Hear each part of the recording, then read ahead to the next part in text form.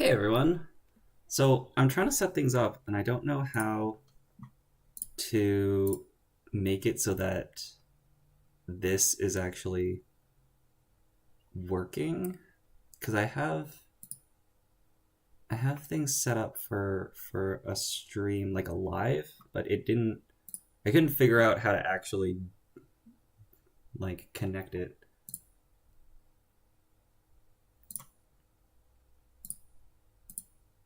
Oh, so now I can't even find it. So I might have to just go to my Yeah, it's not here. Because I called it the same thing. Yeah, okay. Let's just... I'm gonna cancel this. And...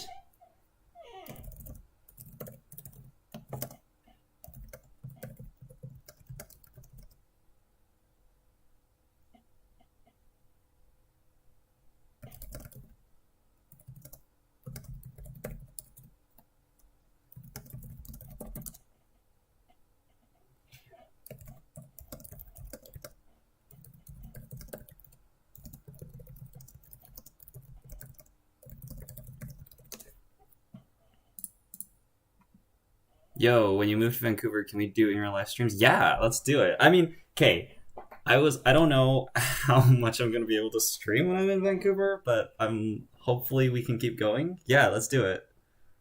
Let's definitely do that. Um, okay, yeah, okay, I'm gonna like delete this because I don't know. Do I even know how to do that? Edit video? You guys get to watch me try to figure this out live.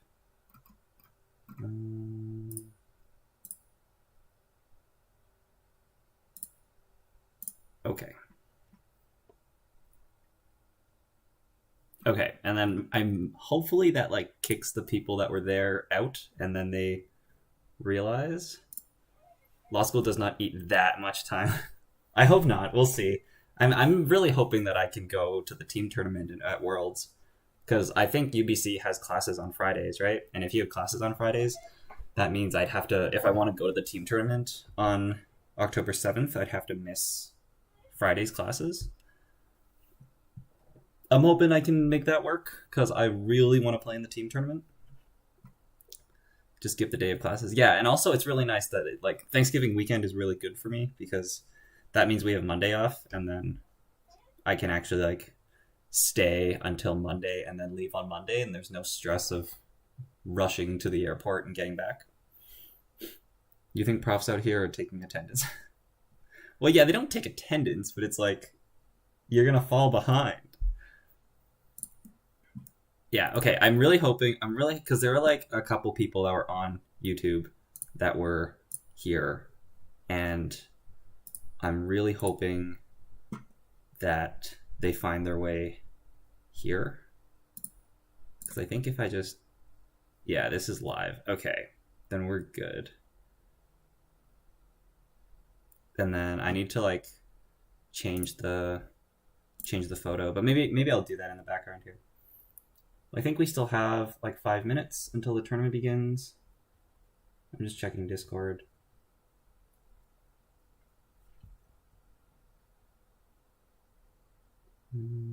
Nobody's there yet. I swear to God, I did not go to a single torts class all year.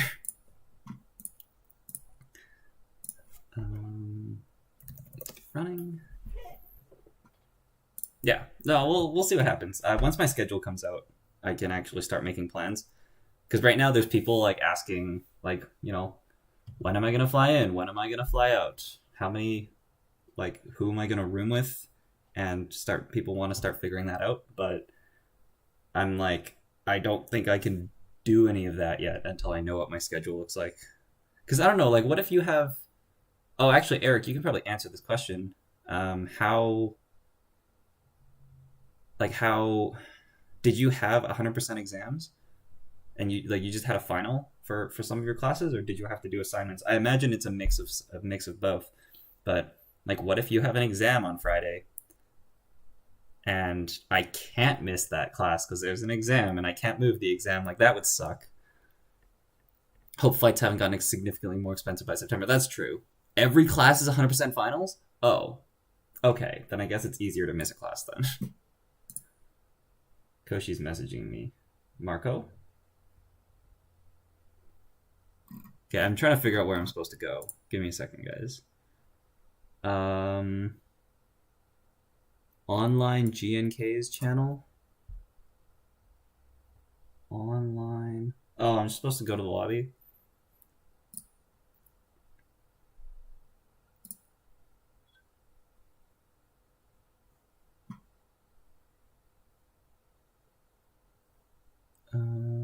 Let me...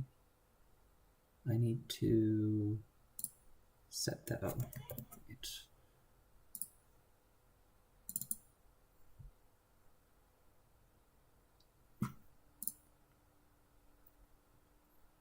All I did for April's a write-off. All I did for April was go to law school, study, and eat Subway.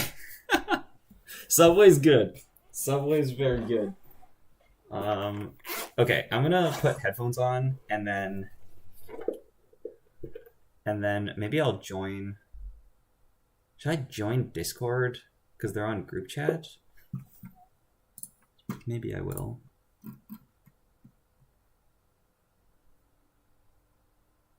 Or maybe I won't. I don't know. How should I do this? Where is even GNK's? Online GNK's? I don't see that channel here.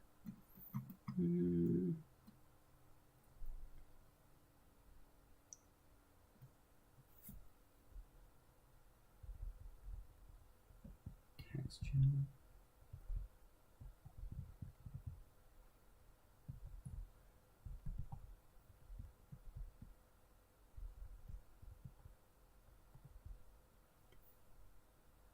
Actually, never mind. Let's just...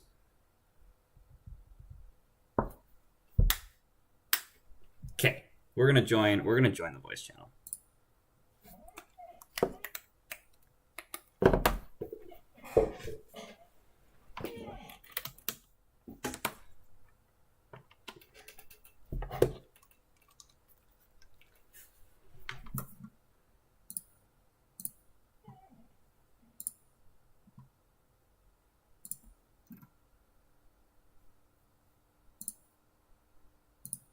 Everyone doing? Hey, y'all are live on stream, and I didn't know a better way to do this, so I'm just jumping in here. Hello? Can you hear me? Hope I can be heard. I can hear you. Yeah. Okay, nice.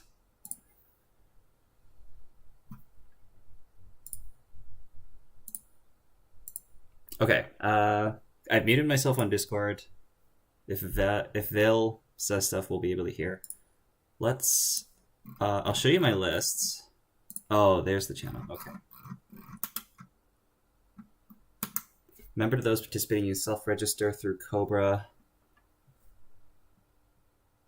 We use the event run. Could you make sure you've signed up through Cobra and that your IDs are correct? DM me and I'll register that way. Okay, so I need to do that. I'm just gonna open this on the tab that everybody can see.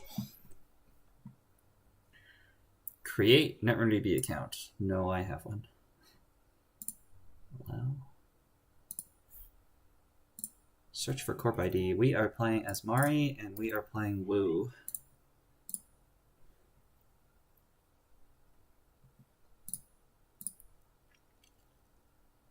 Okay. All right. Nice. Looks like it's starting time.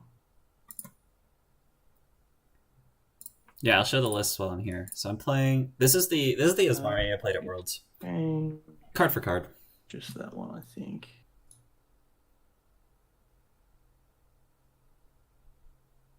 I'm just gonna wait. Is everyone happy that they've put the right IDs in?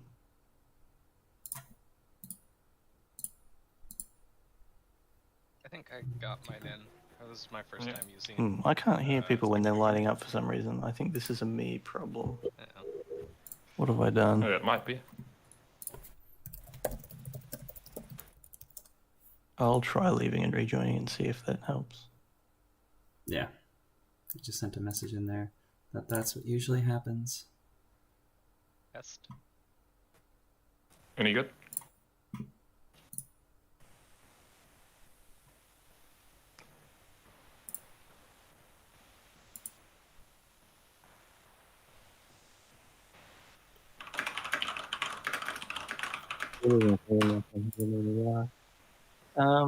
Alright. I think it's just my horrendous internet.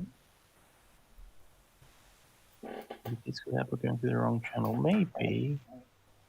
I don't know the regular beeps and boops though.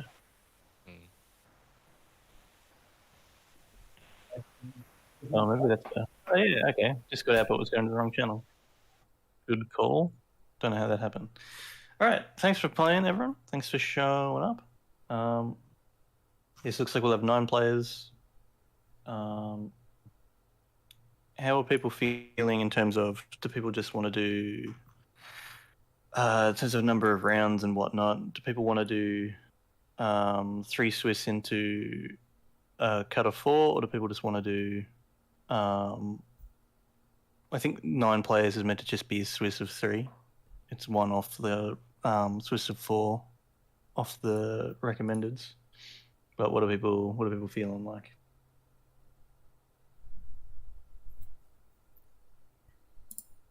I'm good with I'm happy to do Swiss of 3, but I'm either way. But Swiss of 3 is good for me. I was leaning to Swiss of 3 just because on paper it's what we're meant to do, and we also have some internationals. But if people were leaning more towards alternatives, I'm open for compromise. I'm fine with either.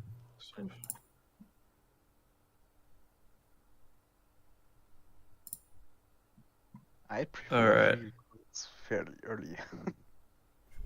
It's just Swiss of 3, you reckon? Yeah. Alright. That sounds like the plan. That's on paper what we would do, so we can be a good TO and run this properly. Alright. Surprise wise, it'll be the Q1 GNK kit. But what's it called?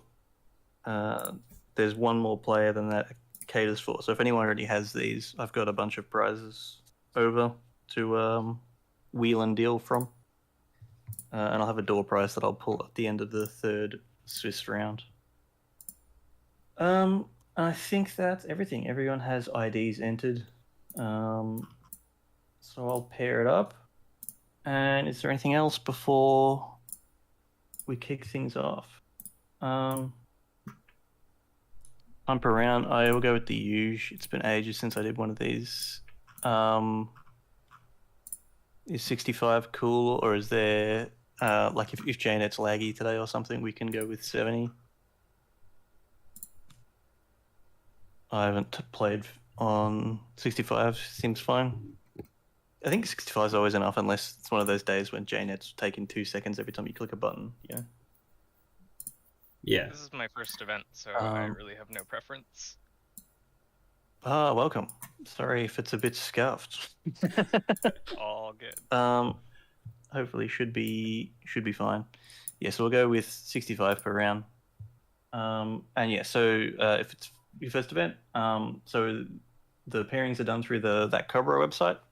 I'll generate the pairings, and it'll come up with the pairings for the round.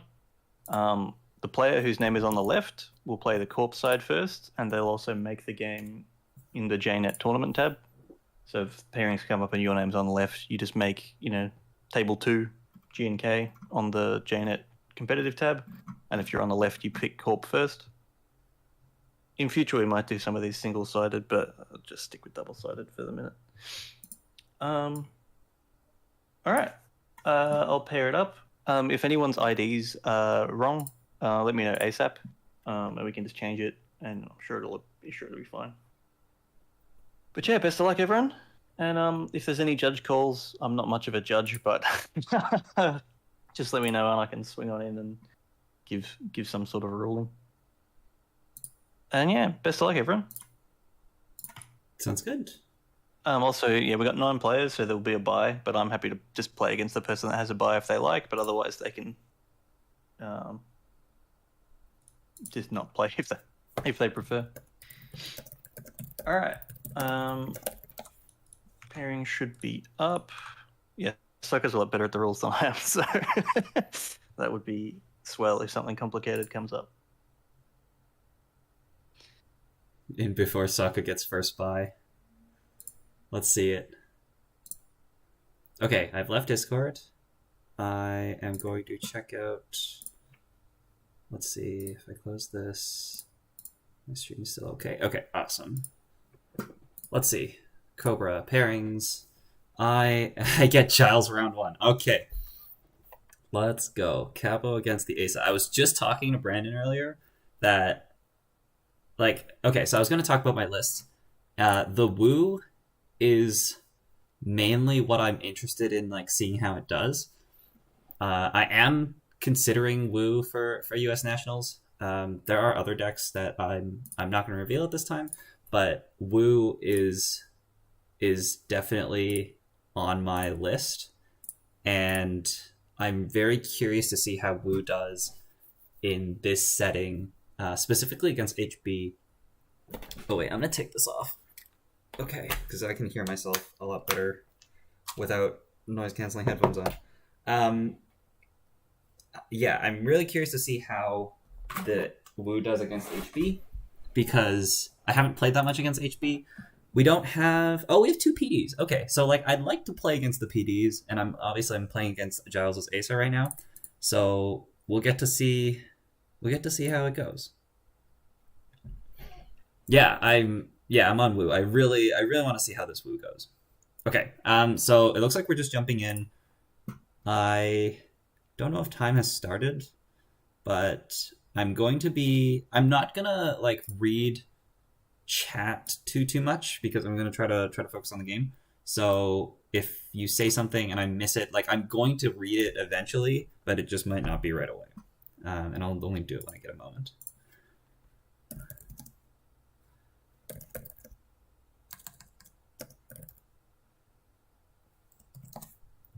Okay, this hand is great, so we'll keep that. If we get a flame out, it'd be better, but yeah, no, it's fine. Okay, I'm gonna turn on my deck list thing too, so let's set that up.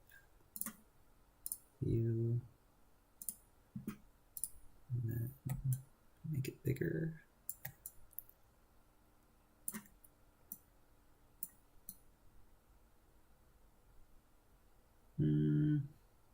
Probably can't make it that big, because we're going to have a bunch of remotes as Asa, right? Okay, that looks good. I might just shift it. I'm just going to shift it down all the way, just so that if there's remotes, I don't cover them. And we might be able to big Wu Reaver Shop. Alex would approve. Excellent. Okay, upgrade HQ right off the bat. So we're looking at, we drew a card, upgrade HQ, so that's good for us. We don't have to worry too much. I don't think Giles is on hard hitting. I believe this deck is on Lakshmi, and I don't have Imp or anything to deal with that. So, yeah, we'll just have to win with Deep Dive and play a little bit faster than we would like. Gamble, Wu SMC, Overclock seems fine, honestly. We might wait a turn. Yeah, let's wait a turn. We'll see if we find something else. This works. Okay, this is fine. And we're not on Proco. When you're against decks like these, they can very easily have a Malia in their deck, and then Malia can really screw you over. So the big development was that I took out the Proco, and I'm very happy with that. Okay, so we want to get rid of the Jeeves in case this is a sandbox. We have the Overclock to do that, so that's nice. How aggressively do I want to get the Rozekis out? Because we could go Overclock the Jeeves, Woo out Rozeki, woo out Rozeki, overclock R&D. That's fine, honestly.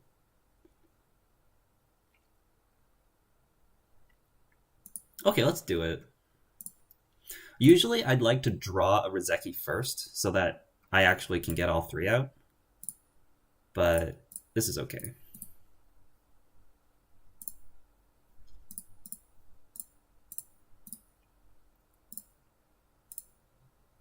Bron's good to know. And we'll just get rid of the Jeeves. This could also very easily just be Rashida. But we'll get rid of it. Even if it's Rashida, you go like install 3 or something like that. If we single advance the remote, then we're going to check it. The right play for the corp, if that's an agenda, should just be to leave it. Draw, double install. So we're threatening a second Jeeves, and I should poke. I guess I should run before Hagen gets rezzed, hey? But it's too late for that now.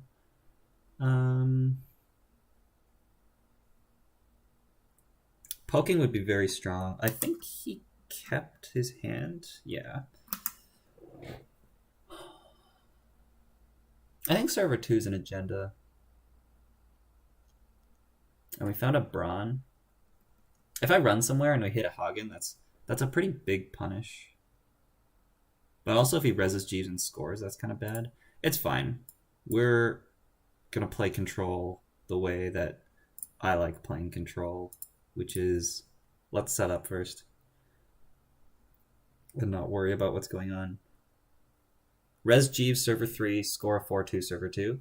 Oh. So it's not a 4-2 in server 2. This is okay. So we're getting like big fully op value. Am I blocking anything? Oh, I am.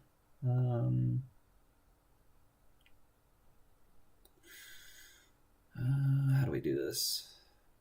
I could move my deck list. I could move myself here. And then turn off zoom out. I could zoom out. I'm just going to take out the card preview.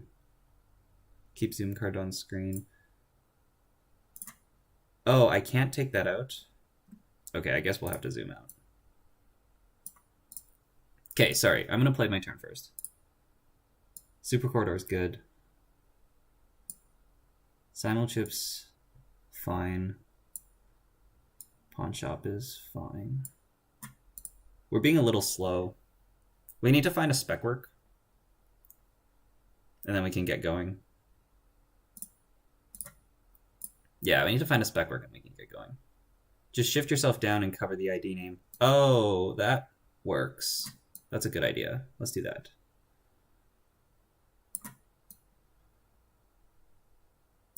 You don't need the ID name. That works well.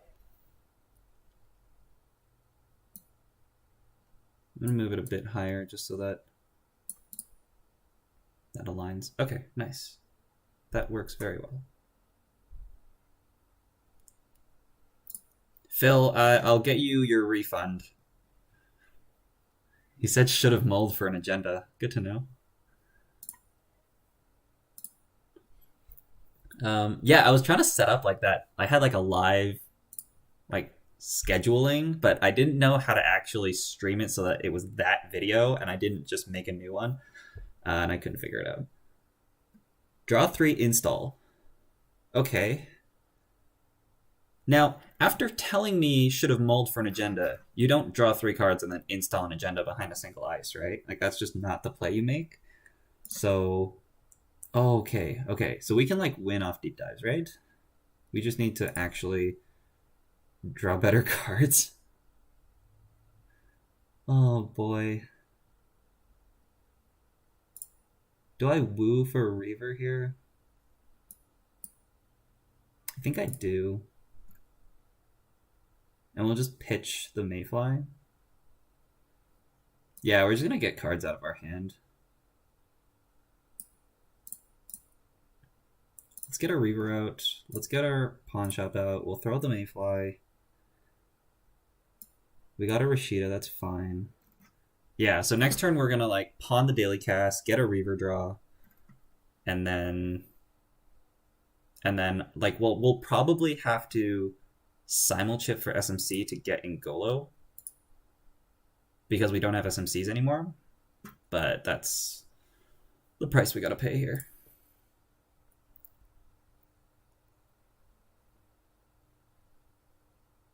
Win off deep dive, but I wonder what that HQ upgrade is. Yeah, it's very surprising because if what he's saying is true and he didn't find agendas, why are you putting an upgrade on HQ turn 1?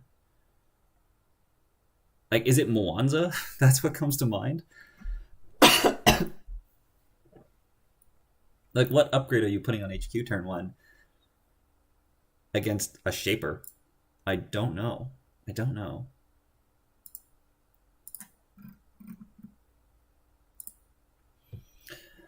Install, ice R&D. Fine.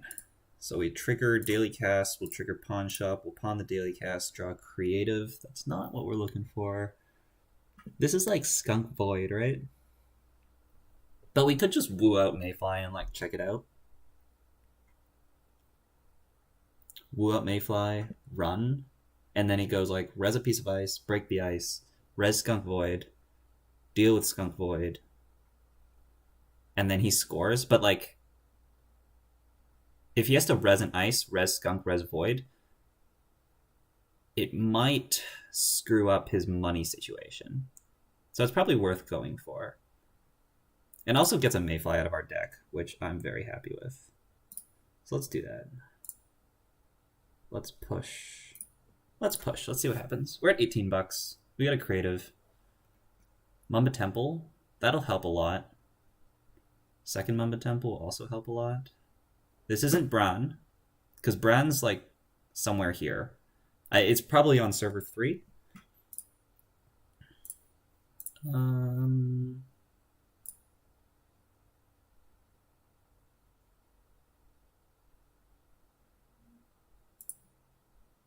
Sure.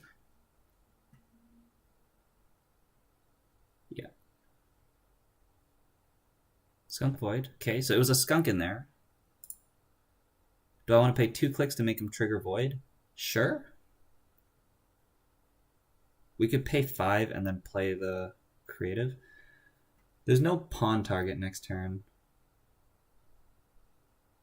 If I pay 5, he goes to 5. If I pay 5, he goes to 5. And then I go like run HQ. And then he doesn't res, and I can like throw a pull-up down. Yeah, actually.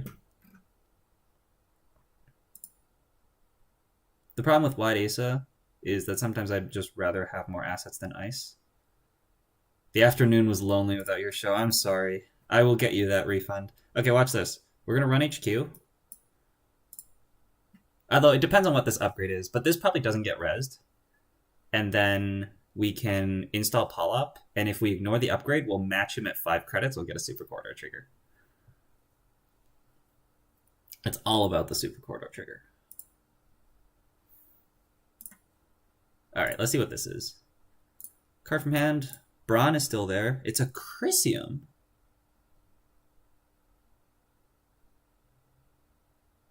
Really? Okay, so we could trash the Chrysium, play this creative, and then we'd still get a Super Corridor trigger? How good is the Polyp? The Polyp is very good.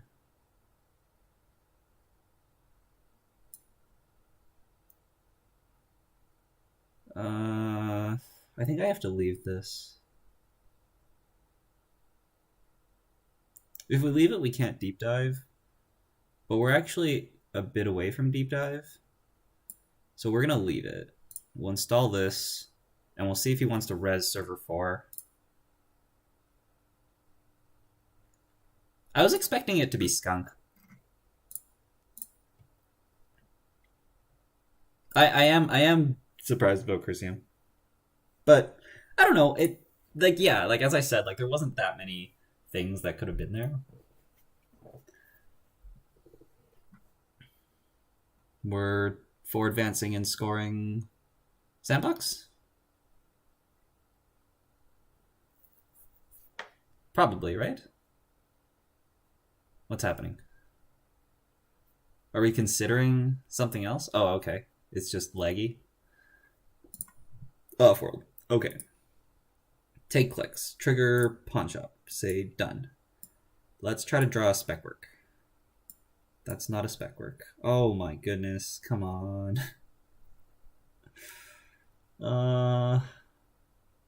That's so bad.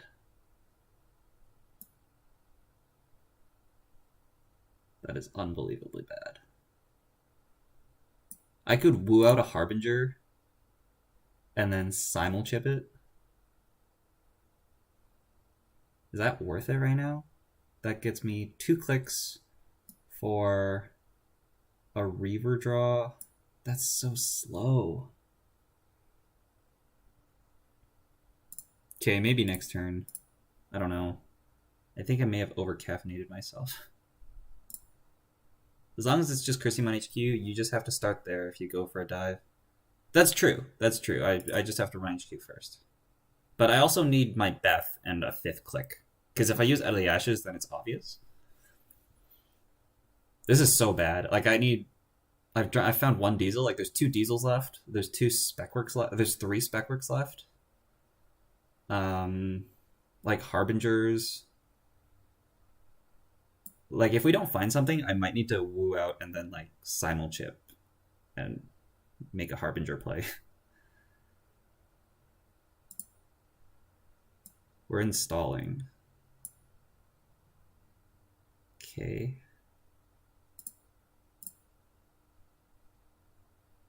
Like, I need to draw, like, a flame out.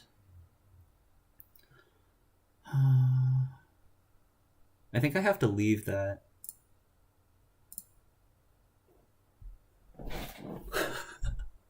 What is that? Oh my goodness. Okay. So we woo out a Harbinger. And then we woo out the second Harbinger, overriding the first one. Gets me a Reaver draw. When Harbinger is trashed, install face. I think this works. If I drag it to my bin, it should, like, install itself here. So then we'll woo out a second Harbinger, overriding the first one, trigger Reaver, trigger Harbinger, and then we can... Oh, and then this Harbinger goes away. This was just, like, awful.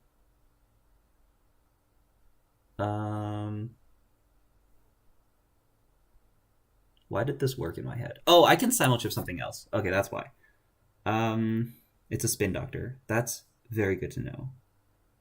And then we'll just, like, simul-chip for an SMC?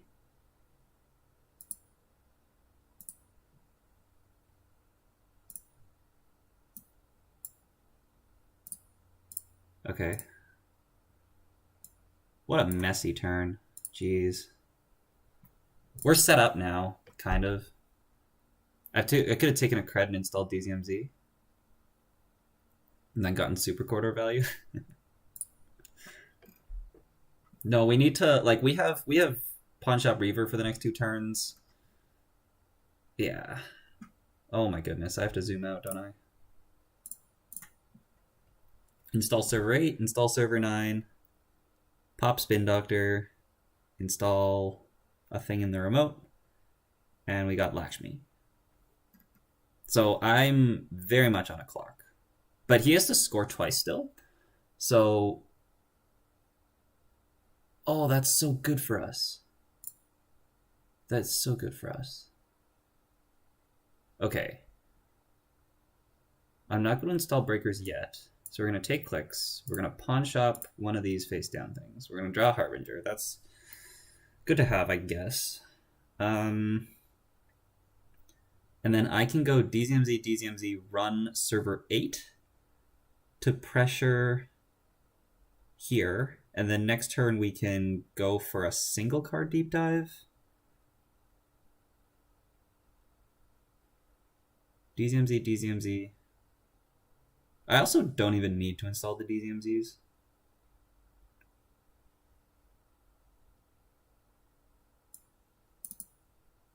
And I just need to, like, draw for Beth, but we only have one Beth. Awful. But I also have Paul up, so I don't know.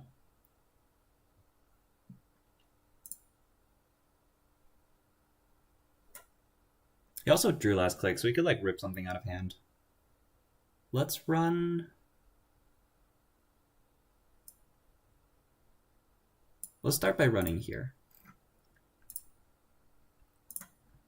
Because we could, like, we want to trash Rashida's, right? So I think we have to check this card anyways.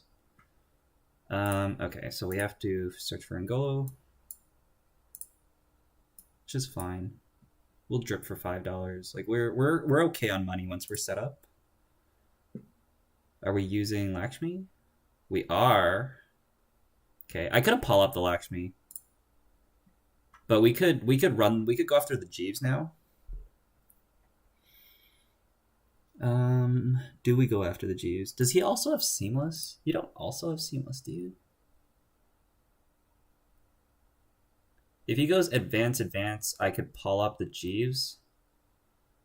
That seems like a waste of a Paul up, because I'd rather Paul up the Lakshmi, right?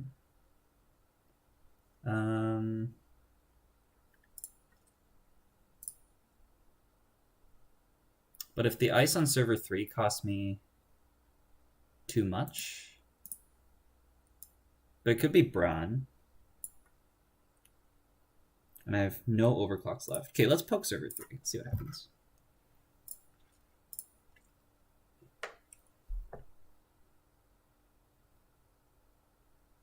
It's Drafter. That sucks. That's so bad. Oh my god. Okay. Drafter. I have to pay 6 for Drafter.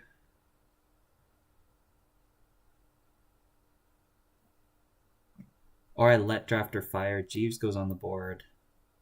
And then he scores. If we like Paul up the Lakshmi, we would have had that. But it's tough to make that play. We let this fire. Unfortunately. I have to zoom out again.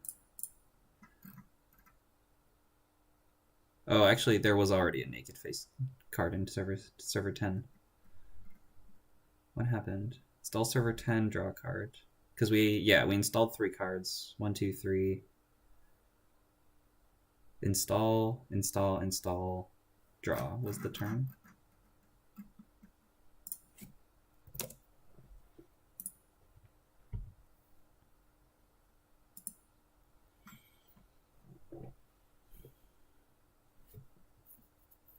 We're adding Jeeves in Archives to HQ and installing an unseen card in server 11 with a piece of ice.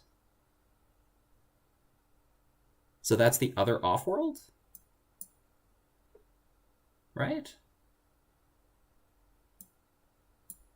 Surely we installed a Jeeves.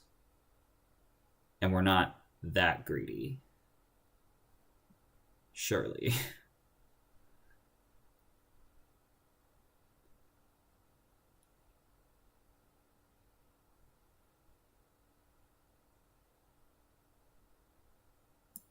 Okay, we're going to say no. We're going to assume that there's a Jeeves on the board. Or that there's a way to score next turn anyways. We have to go for deep dive next turn. Let's go Simulchip. We'll go Harbinger, and we'll wait a second, see if he wants to res stuff. Because I get a Super Corridor trigger here. He does. Well done.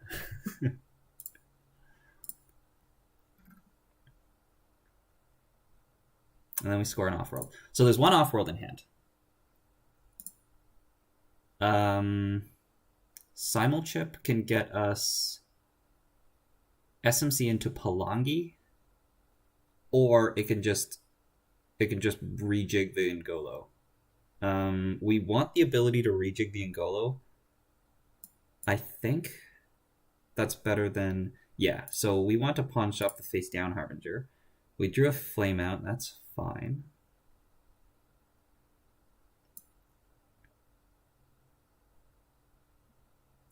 And then I don't think this card here is an agenda, right? So we're going to run HQ to hopefully snipe the 1 and 4 on the offworld. Although he probably uses the Lakshmi. Oh, come on. Why?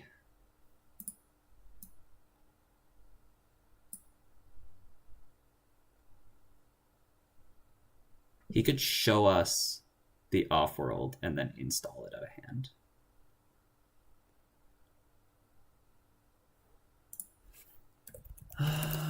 Pay 6 to break a drafter again. Drafter's so bad for us because we're playing nanotech too.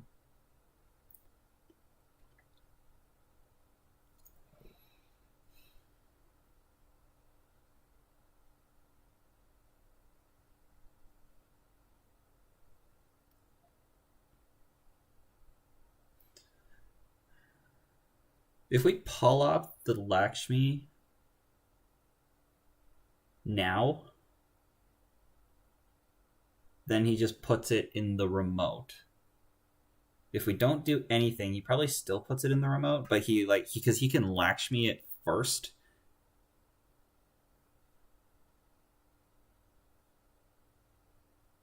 Oh no, that's not actually true. Yeah, he can Lakshmi it first and then install it. So this is just all awful for us. So I have to break this. Like, my hands are tied. That sucks. And then, like, we get to the Chrissy and we have to pay, like, $5. Oh, yeah, it's getting rezzed, because we're not Lakshmiing. So it is in server 11. Good to know. It's not in server 11? Why did we not Lakshmi it? Okay. But yeah, there's no reason not to Lakshmi that. Unless it's not in your hand. Okay, so that's like, I think that's a misplay. I lose to a double GFI in hand. If I trash this, it's so bad. It is so bad. Are we going to deep dive? That's the question.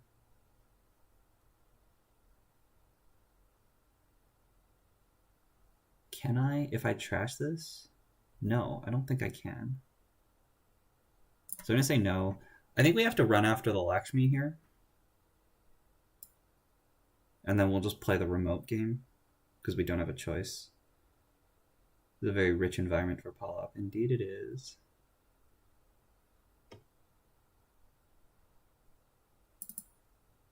I can't... See, yeah, like if I go after that, I have to find my Palangi. Diesel. Or I have to like simulchip for the and rejig the Angolo. There's the Palangi, but now we're late. So we just have to hope he doesn't draw double GFI. It's not a bad play. Hope and pray is not a bad play.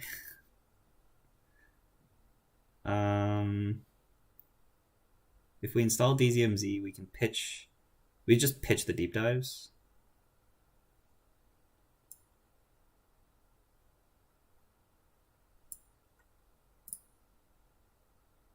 Pitching the deep dives isn't right, is it? The flameout can go. Install flameout, run. No, yeah, the flameout has to go. The DJ is for Steve, and that can definitely go. And then the DZMZ, like, we're not going to install that many programs anyways. Okay, let's keep the flameout in case we need to, like, make a play. That's a tough game.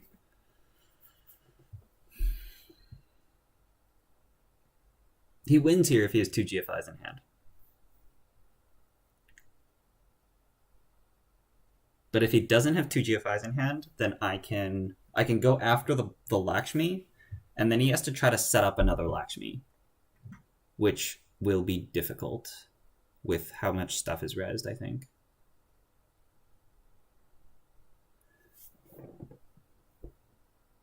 Oh, okay. That'll help a lot. To add Vitruvius to HQ. So there's another Vitruvius in HQ is what I'm being told. And we're going to install. Okay. I'm like not unhappy about that because that means that he's going to score to 6. And if that's the plan, that's fine.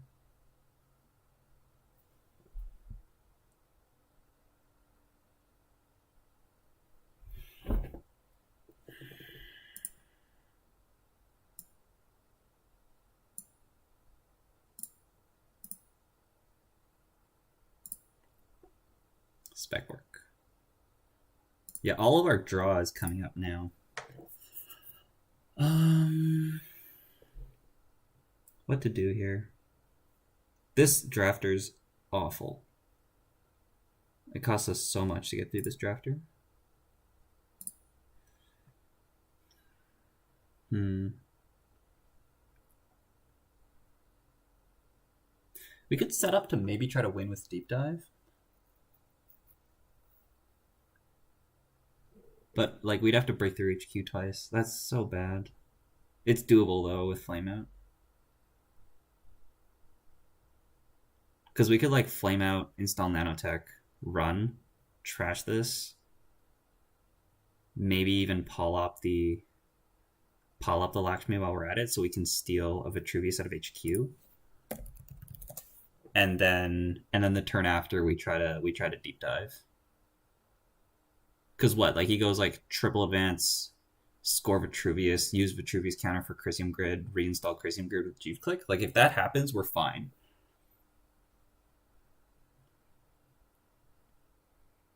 So how much does this cost us? $2. It cost me 3 to install the Nanotech.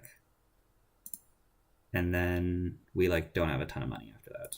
Oh, it costs us 2 to install the Nanotech. So we can get in, we just can't pull up the Lakshmi as well. So we'll just have to save the pull up. I can also pull up the Crisium Grid. So we could, like, dig for Beth, pull up Crisium Grid. And we'll just go for a deep dive double access. Click 1, click 2, click 3. Let's go for that, actually. Okay, let's get out a Misdirect. A Nanotech?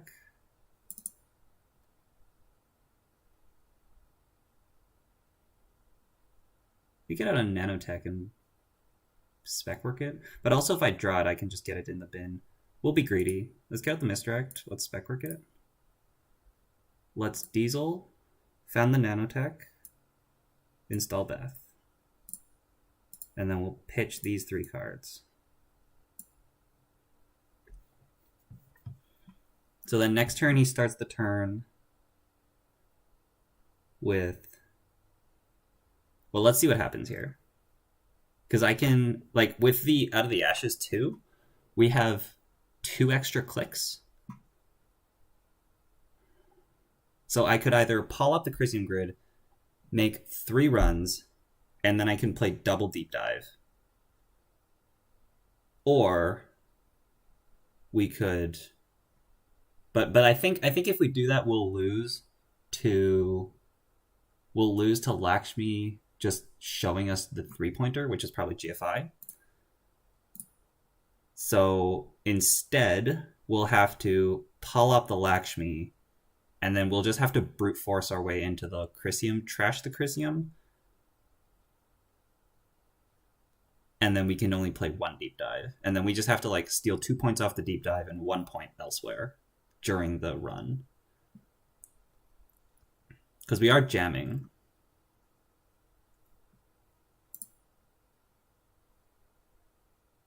Okay, wait. So before I actually take clicks, I should pull up now. Because if we're going to Out of the Ashes run, we should pull up now.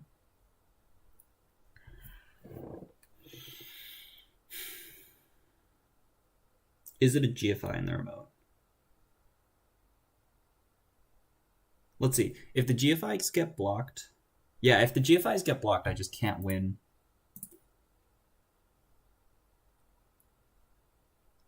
And if I can't get into this remote, I can't win. So I have to win this turn. So I think it has to be Pall up the Lakshmi and then trash the Chrysium on my own. Let's see if I have the money to do that. So we go to 12, we go to 15. We can simulchip the nanotech onto the board, which costs us 0. 15, 3, 4, 5, plus 5, plus breaking this, we don't have enough money to do that.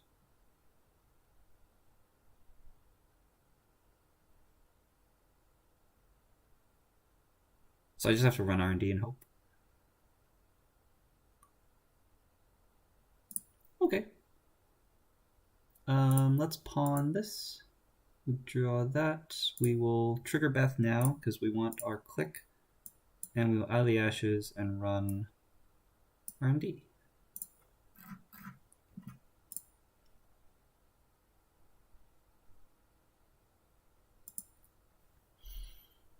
Magnet, we can break for 3. Let's see what we Lakshmi here. If I can rip a GFI off the top, and he doesn't Lakshmi GFI, then I have a good chance. But unfortunately, I can't Pall up the Lakshmi because I don't have enough money.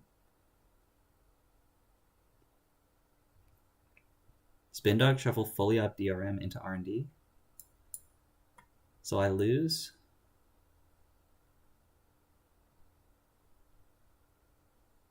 I lose now, right? Unless I can... I need to find all the GFIs, because all the GFIs are in R&D. That's what's happening.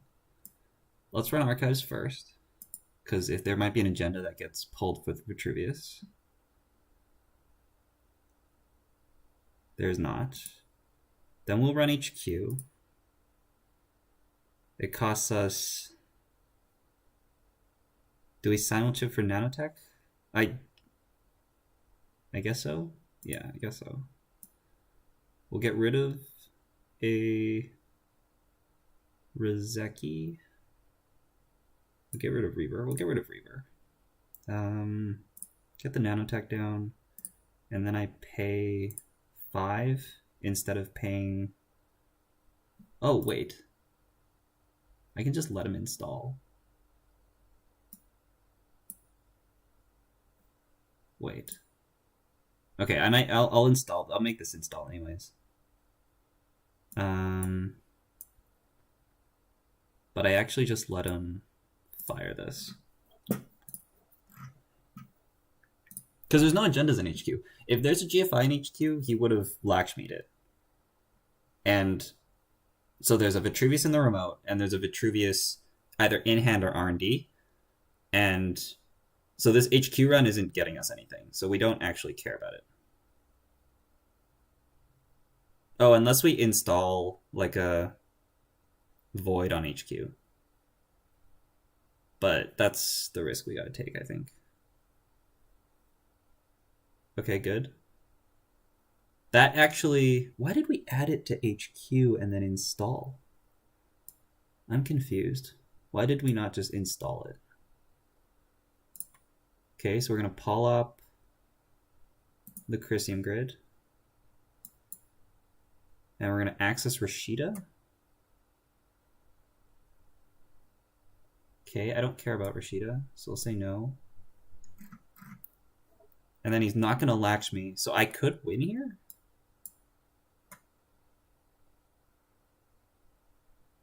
GFI, and that's it. Okay. Steal? No. Action? No. Deep dive? Vitruvius? And that's it.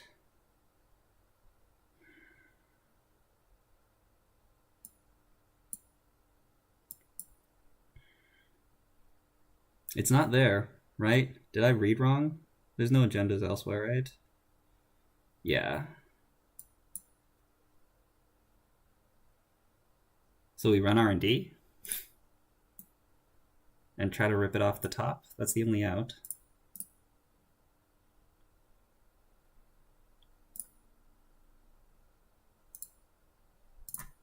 Okay.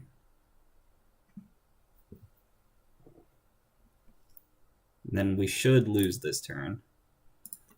But playing double deep dive gave us a good chance. So if we lose here, I'm... yeah, happy about that. Okay, interesting.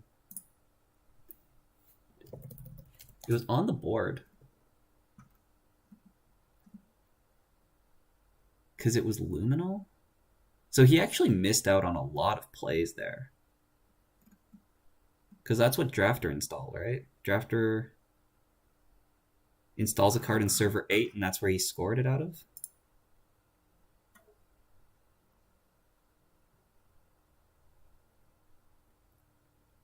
So if I ran the Gatekeeper, I would have won last click.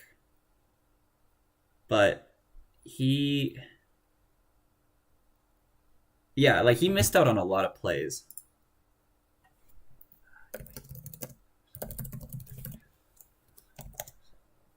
Misplayed Lakshmi multiple times, got lucky on that HQ access.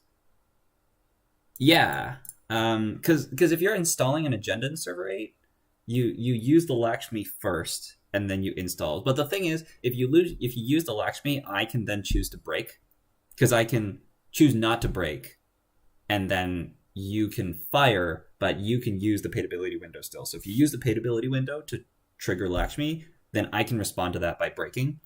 But the credits just didn't work out for me to break, so I had to let that fire. Huh, so if I ran server 8, I would have won. But that, yeah, shouldn't have been the case. I don't know, that was interesting. We will switch and think about that another time.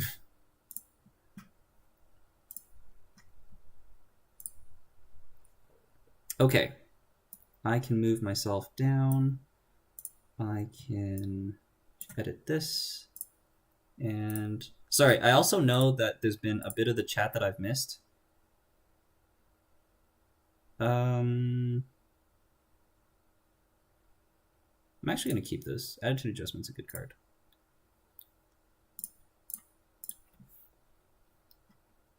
Yeah, I know there's a bit of the chat that I've missed, and I'm going to try to catch up, but we're running a bit low on time, so I'm going to get going.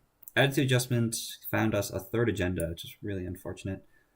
We'll just shuffle away 2 Bolognas, and then we'll hedge fund an Ice HQ's fine.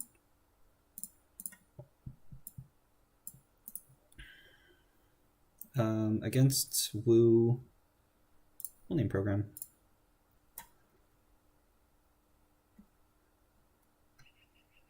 You should definitely light the fire that server. That would be really good.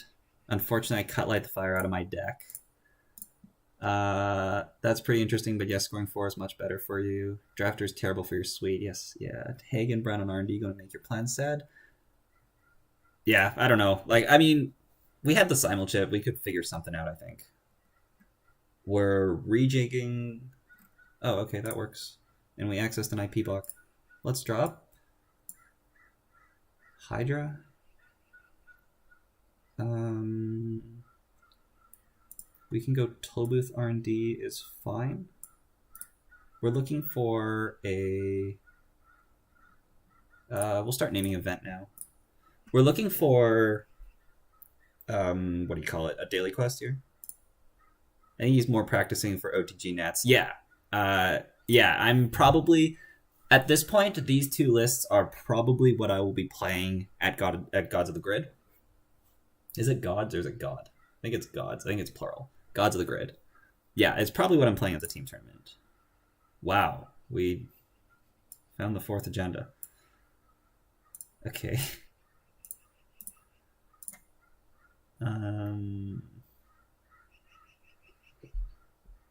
We'll throw an IP lock on archives, I guess.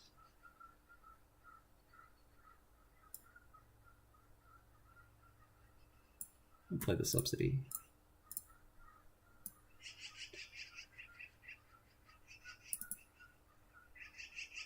Actually, I should jam. Should I ask to undo that? No, I'll play slow. It's fine. I was thinking, because I'm at 20 credits, like we've triggered RD a couple times, I can actually push the send a message. But I'm okay. I'm gonna wait. He's playing Wu, so Wu's probably on Mayfly. So like getting a server of like Hydra IP block is actually pretty annoying. Because IP block will give him a tag for Mayfly being an AI. He's playing in the actual GNK that Valet is running. Yeah. Run R&D for single and hope. Server 8 was an agenda, yeah. I swear that scoring remote was used less than the other remote. Probably missing chat on purpose to not taint the game. This is an official game. Yeah, that too.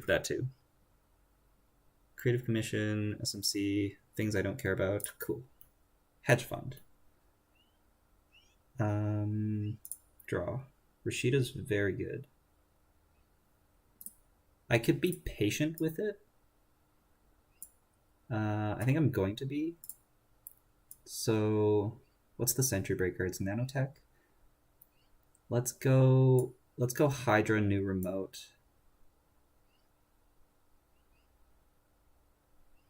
And we'll go from there. I thought about acing HQ instead. Like, we could Tollbooth HQ, which is also very strong. But he's a Shaper player. Shaper players don't run HQ.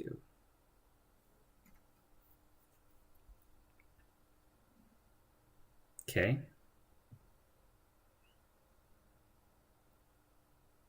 Okay, so he's got the second MU for Mayfly. He's got the Simul chip. We're still getting our Asmari triggers. So this Rashida into agenda and then jam the agenda should be fine.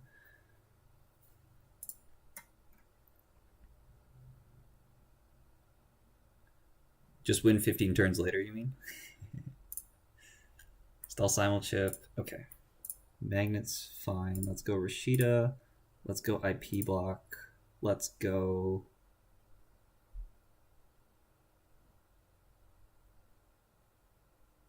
One, two, three. Nanotech is at not enough strength. IP block into Hydra's really good already, so I might actually just ice HQ here with a magnet. Actually, we're gonna get the toll booth on there. Event is fine. Yeah, we need to get the toll booth on there because I have a border controller, and at some point in this game, we're gonna have to probably put a Hydra on HQ as well, and then we force him through border control, toll booth, Hydra, to stop the deep dive. If it wasn't a deep dive consideration, I would have definitely put the magnet and tried to put the toll booth in the remote. He's not running here, which is very expected, because it's an unadvanced card. Do I shuffle agendas back just so I find one?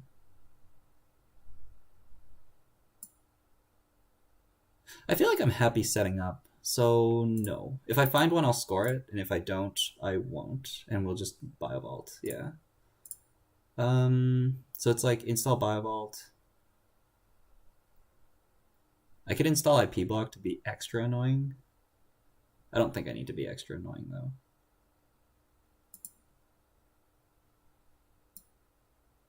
Install. Let's magnet archives. Just so we stop like random dirty laundries. And IP block.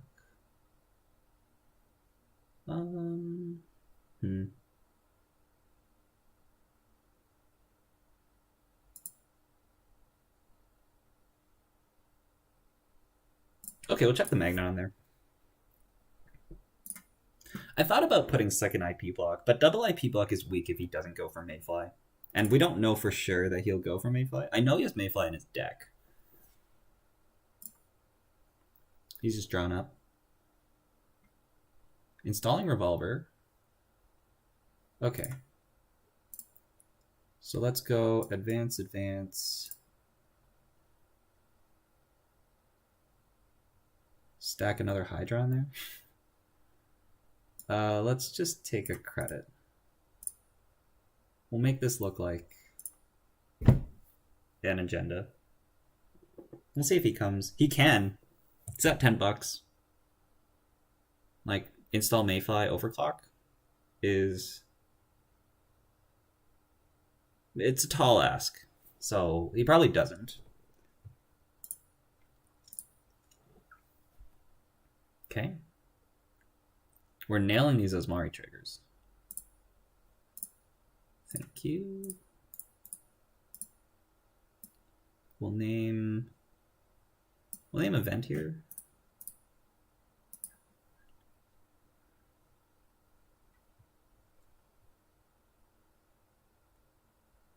This remote is somewhat safe. I would like to put another Hydra on here. Or maybe Hydra HQ. Yeah, especially with that play. We can't break toll booth. Or we can't break border control. We'll res. Happy resing. So we have to like simulchip for something? We're probably just bouncing. Or more than likely just bouncing. Because this is a lot of, like, you can get through this, but there's, like, you gotta, like, trigger your simulchip, you gotta pull out an SMC. Yeah. I'm at 16. This is a great spot. Installing misdirect. So that's just a pawn target. Getting our Asmari trigger yet again. For most games, you just leave it on event. You gotta teach me the secret of nailing those Asmari triggers. I usually get about 3 in a game. I mean, yeah, like event is like the safest call. Especially because like I've been playing a lot of Woo, so I can like get a somewhat good sense of when they want to do something. IP block can go away. And also, it's especially easy now because like the programs are down. So I'm basically just calling event for the rest of the game because they have Anacam as well. So like he just wants to play one event a turn, and I'm happy with him playing an event a turn. We just jam again here. Hydra has to be broken twice. He can break it twice. But also if he steals, it's kind of okay.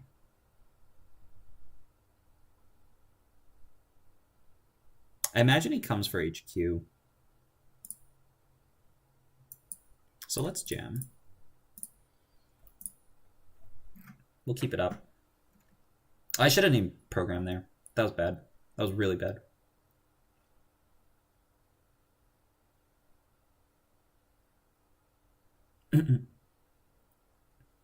Yeah. Yeah. Like he was setting up to come to HQ. But this is fine. Like you can have an HQ access. Like what are you picking up? Nothing, right? I'm not scared of anything here. Okay.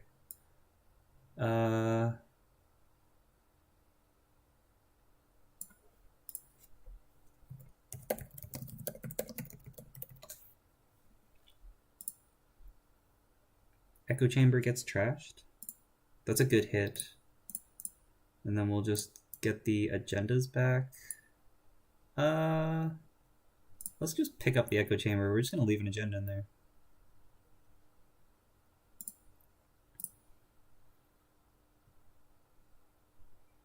Echo chamber is more important right now for us. And it is a bit of a race. Like he's not gonna randomly run archives. He's gonna run R&D first, if anything. So we're just gonna leave the agenda in there. Okay, so we can score. And we're gonna res the Hydra. Naming event. BioVault works around Polop. That's why BioVault's one of the reasons why BioVault has an edge over Void. I roped the process into Asmari Call's any analysis when they were on the show. Might be a good place to start. This is basically game unless he hits the echo chamber or has the Polop. Yeah. Yeah.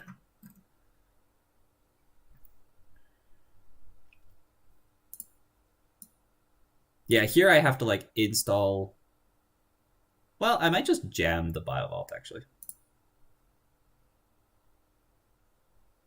What do you think? Is it Daily Quest, Spin Doctor, Ice? It probably is. That's probably stronger. I win the game more consistently that way. So it's going to be Spin Doctor, Pop It. I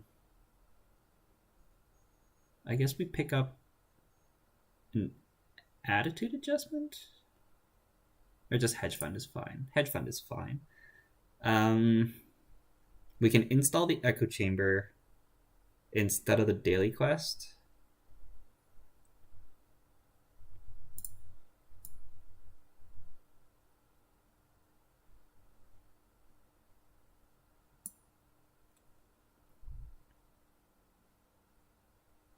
And we can like Archangel HQ. Or do we Hydra HQ? I think we'll Archangel HQ.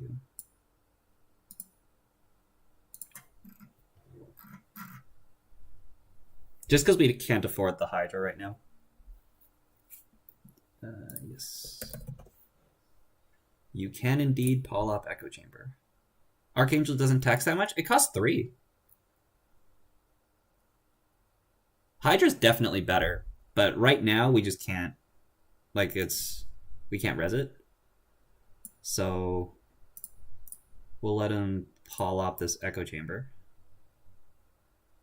And then we just jam Bologna.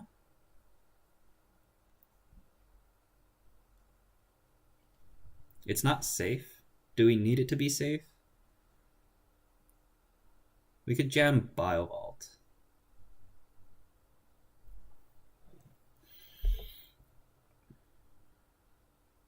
It isn't safe.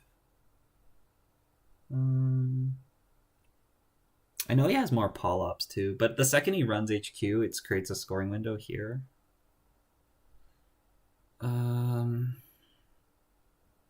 2, 4, 5, 6, 7, 8, 9, 10, 11, 12. It costs 12 to run the remote, and he gains 3, 4, 5, 6, 7. He goes to 21, and he has to have overclock. And if he does all that, he can steal.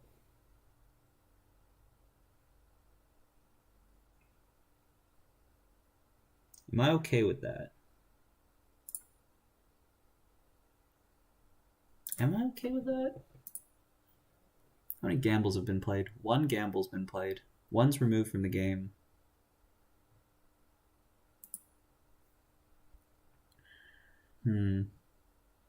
It does stop him from deep diving.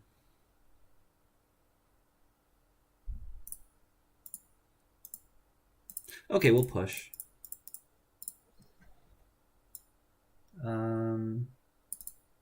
We actually want to name something that he won't play. So we're going to name resource. We're going to name hardware. We're going to name hardware. We don't want our ID to trigger this turn. Because if we name event and he plays like overclock, he gets a pad tap dollar. And that'll just add to the number of credits that he'll get. So we don't want our ID to trigger this turn. Running the remote. Okay. Res.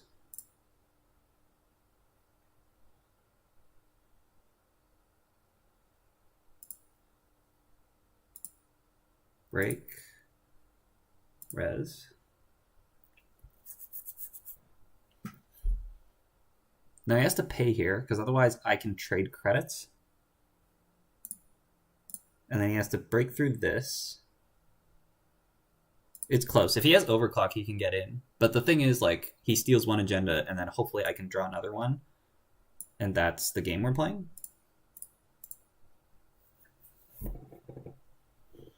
Because what? This costs 1, 2, 3, 4, 5, 6, 7, 8, 9. Oh. So we win? You can't steal Bologna. I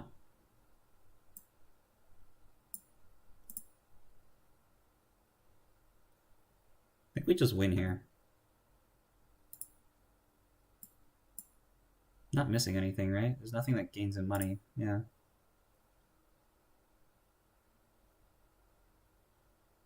Yeah. Okay.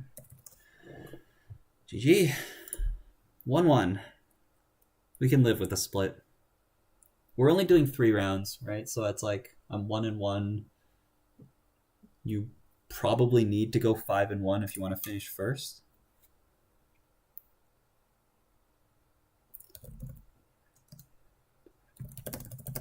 Don't have it?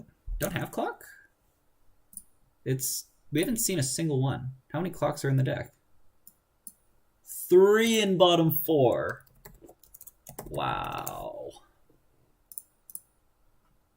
So I top deck spin. The thing is, like, I install Rashida in the remote, and then he has to pretend it's the last turn. Right, because it could be Echo Chamber in there. So, like, next turn we go, like, install spin naked, res it, see if we get our Echo Chamber. We don't. We get a Rashida, install Rashida, play the hedge fund. Yeah.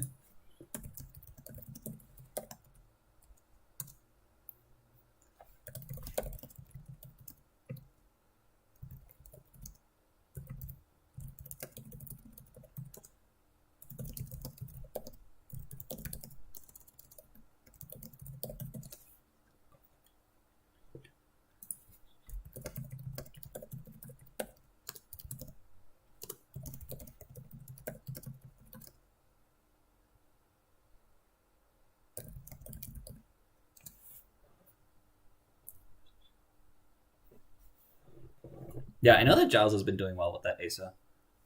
It was disappointing. Reflecting on the Asa game, we had a couple times. Let's see, we're starting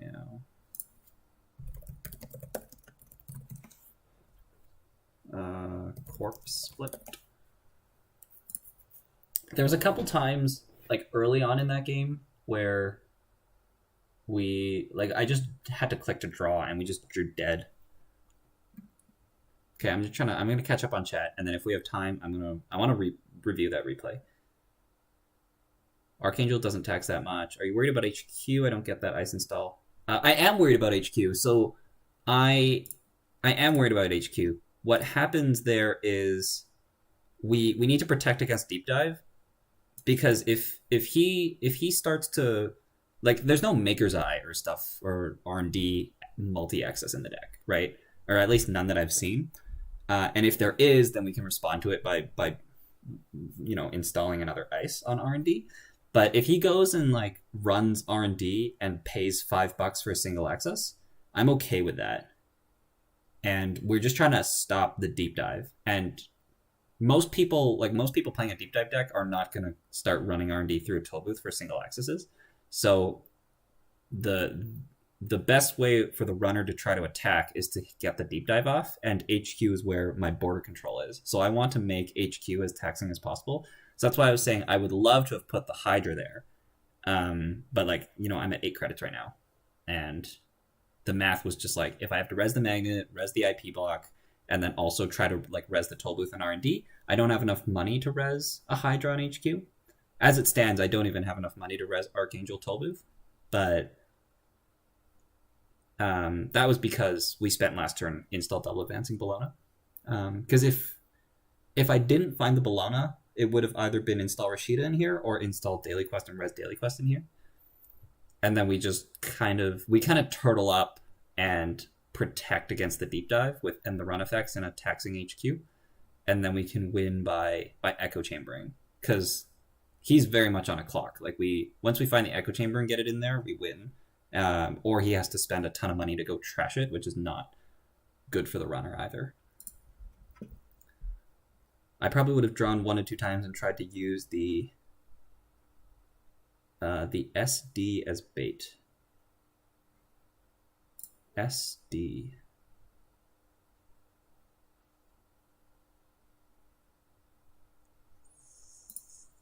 I'm not sure what SD means.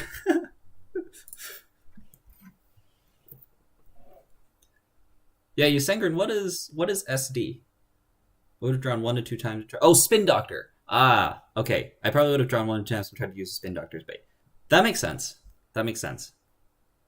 The issue is, like, you kind of, if you install something as bait and then they don't check it, it's kind of bad. which is why putting like just jamming the agendas better, I think, because if you jam the agenda, they have to check it.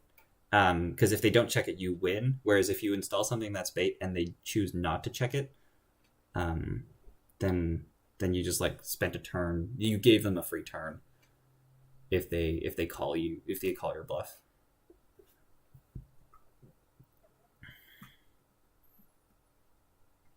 Though with small numbers, 4-2 and high SOS might be enough. Yeah, that's true. That's true. It'll depend on it highly depends on who I get paired against. Because if you get paired against the other, like if you get paired up, then you probably need to sweep them. But if you get paired, like if the people who are above, like the people who swept first round get swept by other people, and then you kind of like even your way out, and I can split another game and then go 4-2, it can work. But if I get paired up, I think I'll need to sweep. Went a little hard for my morning coffee. Hands are still shaking. Saka's got out-tempoed. Mine got rushed.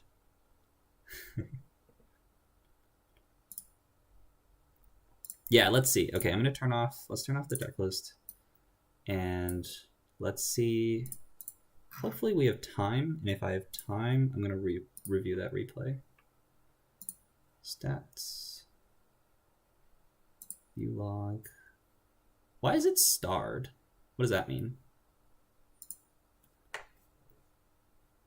I don't know what that means. Okay, let's go. So this was a good hand. And then he goes in like Christian's HQ. Yeah, I'm not going to look too much about on the corp side. Like, we diesel first, because ideally I want to find a Rozeki. I want to naturally draw a Rozeki, and then we can overclock out the other two, and I can install the third Rozeki, and then we can get 3 on the board very quickly. But as things went, I was not able to do that. So this turn, I just went for the double Rozeki. And then we never got the third one out, which is usually what happens, because now it's like a 1 in 42 in the deck. And then we click to draw. Like, the Daily Cast is a fine draw. Polop is a dead card in this situation. Like, it comes up later. And then Simulchip's, like, good to have. But then from here, like, Super Corridor is... Like, we're just drawing cards that are fine. But it's not what we're looking for. Like, we're looking for Pawn Shop. We're looking for Spec Work. Spec Work is really good.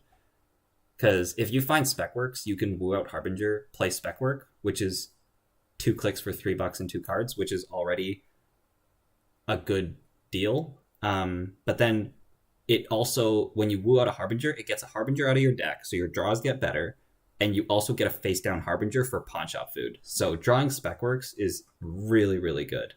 And we just weren't able to do that.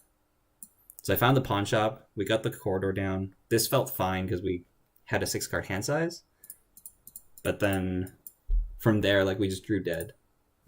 Like, Deep Dive's awful, Mayfly's awful, because you just want things, because you can like woo out Mayfly, so you never ever want to draw Mayfly. And then yeah, I just like got the Reaver down, got the Pawn Shop down. I made this play because this gets the SMC out of my deck.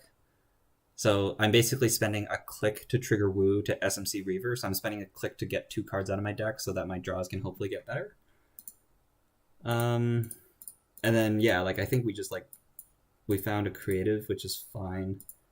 Got our Polop down. Creative still in hand.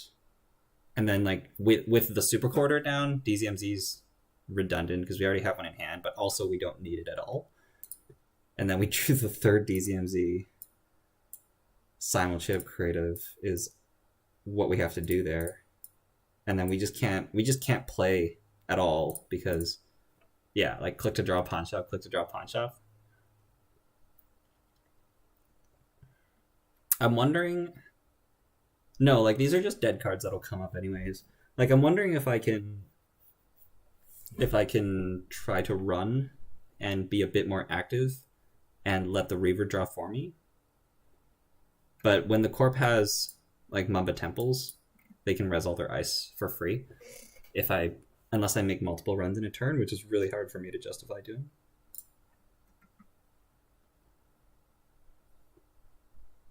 Looks like the round timer ended. So there's extra time. So there's another 8 minutes. Build your own blue level clearance. Yeah, it's great. It's so good. It's so good. Drawing a spec work early. Like you can even if you're in a match where misdirect doesn't matter, you can woo out your misdirect and trigger it off of that. It doesn't get the Harbinger face down install, which is better, but it does get misdirect out of the deck, and misdirect costs an MU. So if your MU's ever tight, you'll be happy to have spec work the misdirect early and kept a Harbinger in your deck. But that's like, it very rarely does that happen.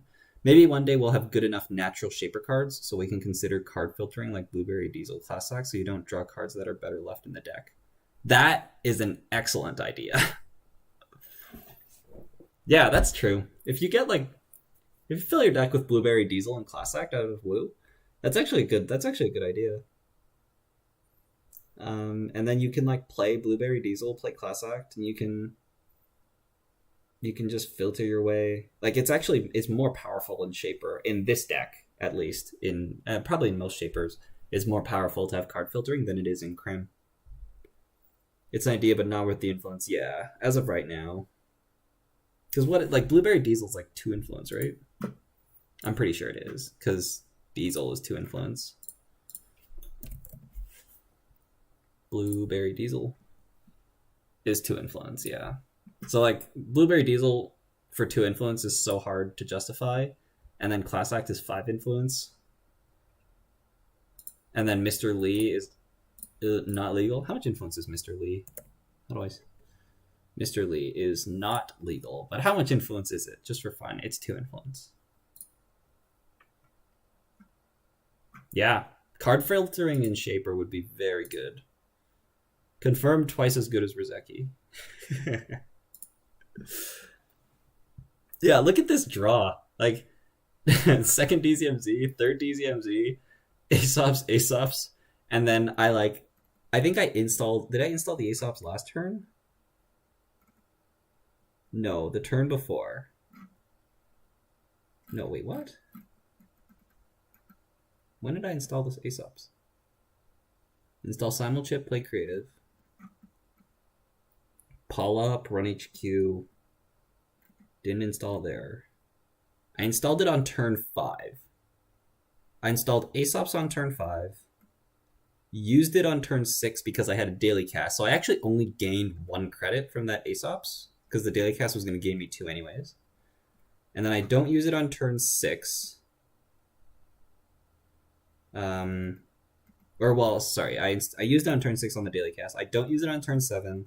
I don't use it on turn 8. So we installed the Aesops and it did nothing for 4 turns.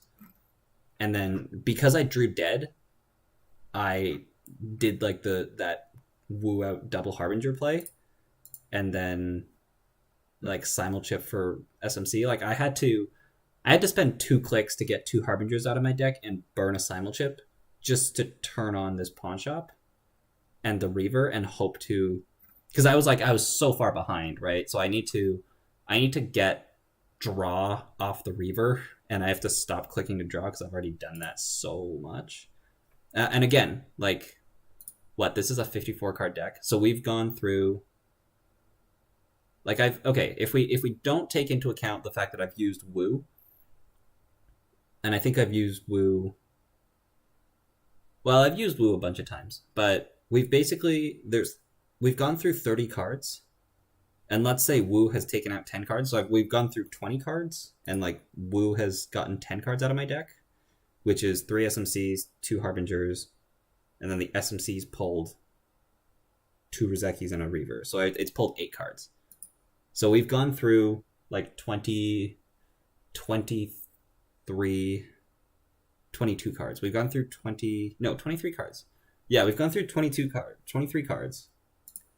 And we found a Diesel. So then we keep going. We draw the 3rd Harbinger, which is, again, that's also a card that's just fine because we have Aesops triggers now. If we had drawn that a turn earlier, then we would put it down and we don't have to do the Woo thing. But doing the woo thing's fine. And then we draw the flame out, which is also a dead card. Because we need that early to trigger... We need that early to use SMCs or to use Mayfly. And that doesn't happen. So the flame out's a dead card. We finally get a diesel. Play the diesel. And then from here we can start actually playing the game. And like it's turn 10. Yeah. And then from here we can start actually like I can actually look up and be like, okay, where should I make my runs? Where should we pressure? And how am I gonna win this game before he wins this game? But it's turn 10, and we're playing against Asa, which is like a tempo, like it's already a tempo-driven deck. Yeah, like the diesels came, the spec works came. Yeah, and then here I'm able to actually do things. This I liked this turn. This play, I'm very happy with this play. Because woo out misdirect, spec work the misdirect, draw 2 cards, and we drew the Beth and the paperclip, and then we diesel to try to find the nanotech, which we did. We found the nanotech and the Out of the Ashes, and then we install the Beth and discard 3 cards, and then we get the nanotech on the board with the simul chip, which we didn't end up using because the money didn't work out. But that was like probably the best line to try to get us to win this game. And then we ended up losing because on the HQ run, the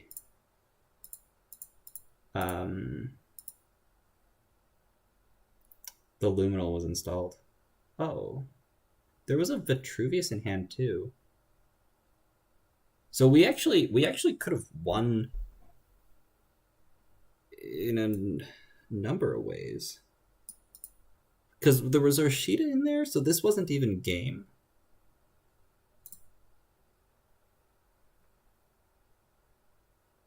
New round pairings are up. Okay, so I actually gotta go. But yeah, this wasn't even game. So we installed the Luminal behind the Gatekeeper, and then I could have sniped the 1 and 5 on the Vitruvius in hand. We didn't. And then we deep dived, and there's, as I suspected, there's 3 GFIs in there. So there's 3 GFIs and the Vitruvius. And we saw 8 cards. So we saw half the deck, only saw 1 agenda. What did I say? There's 3 GFIs and Vitruvius? There's 4 agendas. Oh, no, there's 2 GFIs and Vitruvius. There's 3 agendas. There's 3 agendas. We see half the deck, and we only found 1.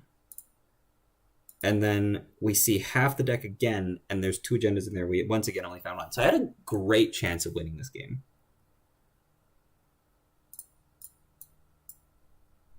Yeah. That double deep dive, I had a great chance of winning this game.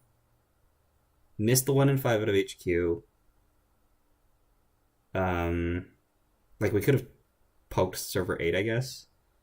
And that would have won us the game too. But again, like this was a not Lakshmiing before installing was a misplay, and I guess that's why I didn't run. Yeah, wow.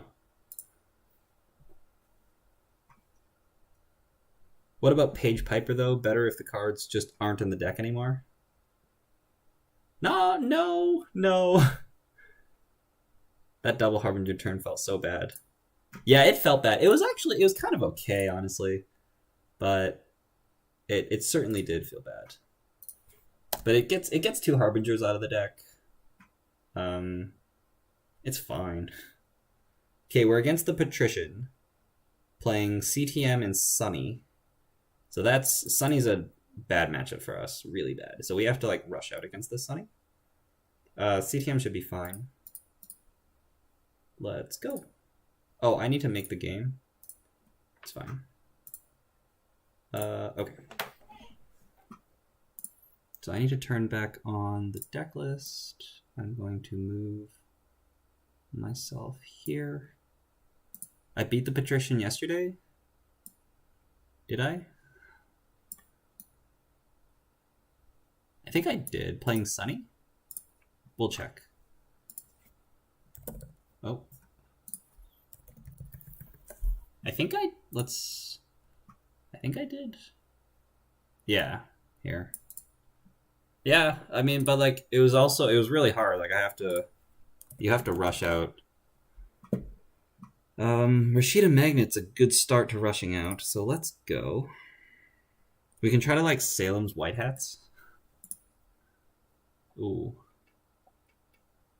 Don't want to see that.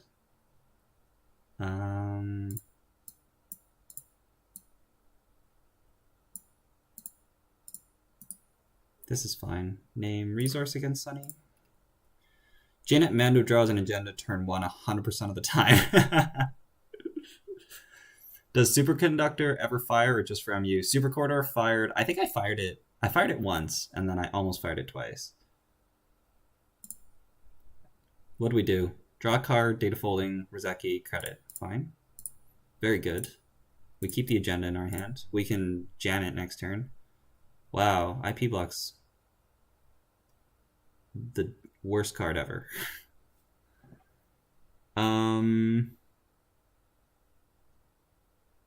We don't just jam here, right? I try to find another ice first, and then we can try to like set up a little bit. Oh, okay, never mind. We just jam Bologna.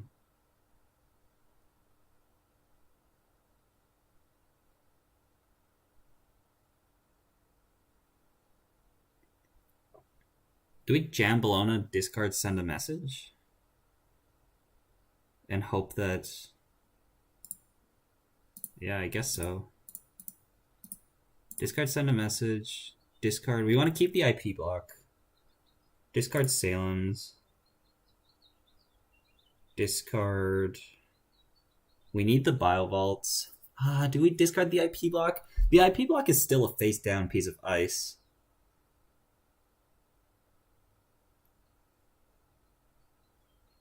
Do we not have time for this daily quest?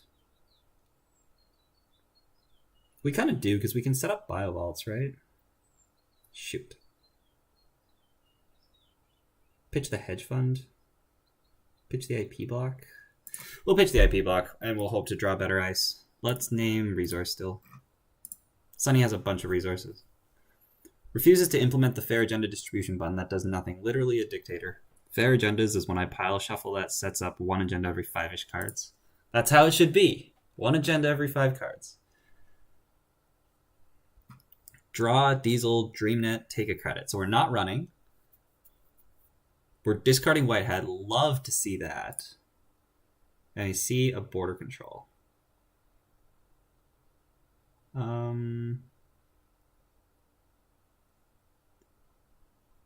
Should I be greedy? Well, like hedge fund, border control in the remote. Hedge fund, border control in the remote. Bile Vault in the remote. Or we even like third advance this so we get a daily quest rolling.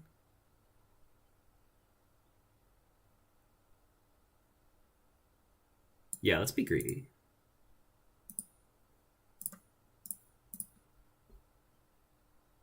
Name, resource. He might be scared of Neurospike here. Re-education. Always be greedy. Yeah. Just turn into every 5th card draw comes from a shuffled agenda deck. Does to me. Uh-oh, do we need to have the mana weaving is cheating talk? Yeah. Yeah, Sunny's like, uh-oh, it's Neurospike. So we might like panic White Hat here. But we don't have enough money to White Hat. Okay, nice. So we go advance, score, install, quest, res quest.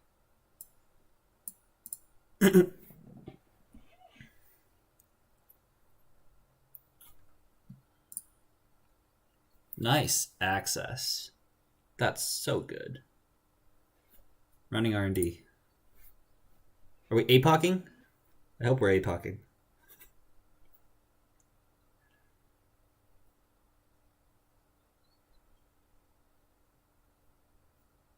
I think this turn we go like install, like what? We pop for send a message, pop for Rashida. Tollbooth is very good. Okay, so they accessed IP box. They actually know we have that. Okay, let's pop this for Rashida and send a message. Let's install another one. Res. Attitude adjustment is not good. Archangel's also just not good.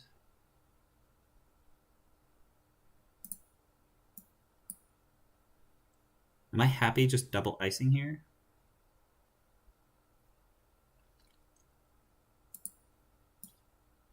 We can like ice R&D and put a Biovault in the remote. We have to play super aggressively, right? So this is what we'll do. And then next turn we'll go like advance, install another Biovault if we have it. If we don't and we like top deck an agenda, we can put the agenda in the remote. APAC Sunny new meta.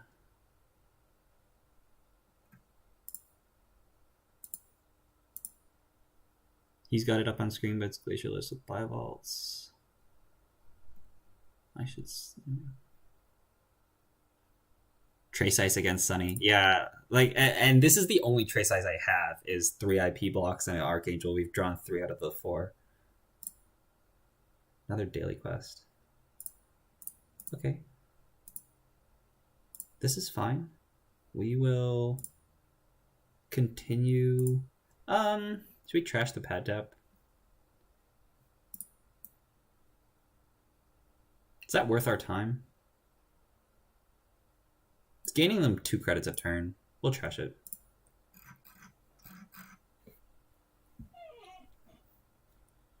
Because it's triggering on our turn and it's triggering on his turn. I need to draw an agenda ASAP. If I draw an agenda here, I can score. Oh, we're DJing into Steve. Actually, do we care about that? Not at the moment. Yeah, we should get this Biovault in the remote before we get white-hatted. And then hopefully we can just rush behind end the run effects. We only care about the Biovault. So don't access that. White Hat Diesel? You can White Hat.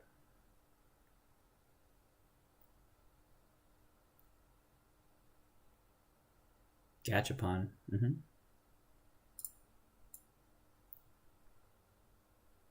They should have never rotated sub boost. Okay, let's draw border control. Let's ice HQ. And let's install... We want the border control, right? What's more important, the border control or the Biovault? I think it's the border control.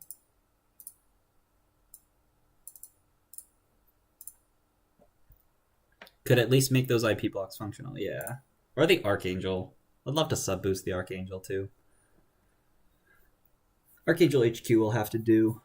Sherman is fine. Oh yeah, yesterday, I think I played against him yesterday or the day before. I think it was yesterday actually, and he couldn't break the magnet. I think that was the game where he was like, he had a boomerang and he just like couldn't break this magnet because he didn't have a code gate breaker installed, and I was able to win that way. I don't care about the archives run. It gets him a free card and a credit though, which is really good for him. But unfortunately, I don't have anything meaningful enough to stop that. Hopefully we can like draw a Hydra, draw an agenda, and jam. Exposes Archangel. So he can run. Although he has to pay 4 for the Archangel. That's actually a decent amount of money. Okay.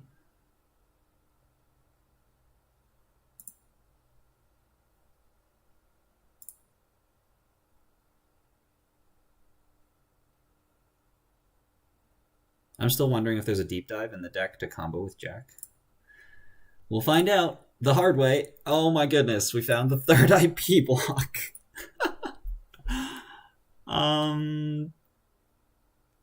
Oh my goodness, okay. Do I have enough time to jam this? I'm just drawing. Echo Chamber's fine.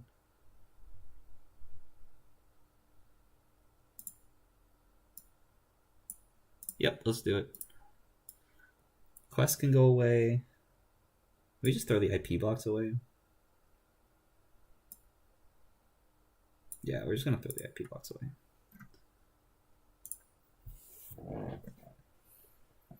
It's a face down piece of ice. Like maybe he doesn't run, but he should. Like he should just poke it because he's seen the IP block, so he should just poke if I install on archives, and then we just like I have to spend $2 to res it, I guess, and it's not good. I'm fine resing Archangel here. He has to pay 4. This is fine.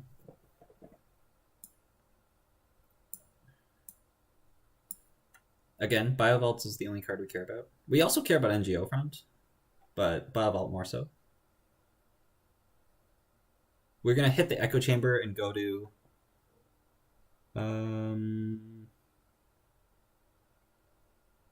I give you a deuces or a sure gamble? This is click for 3 credits. Guess we'll give you the gamble. NGO, that gets trashed. That's sad, but we keep the Biovault.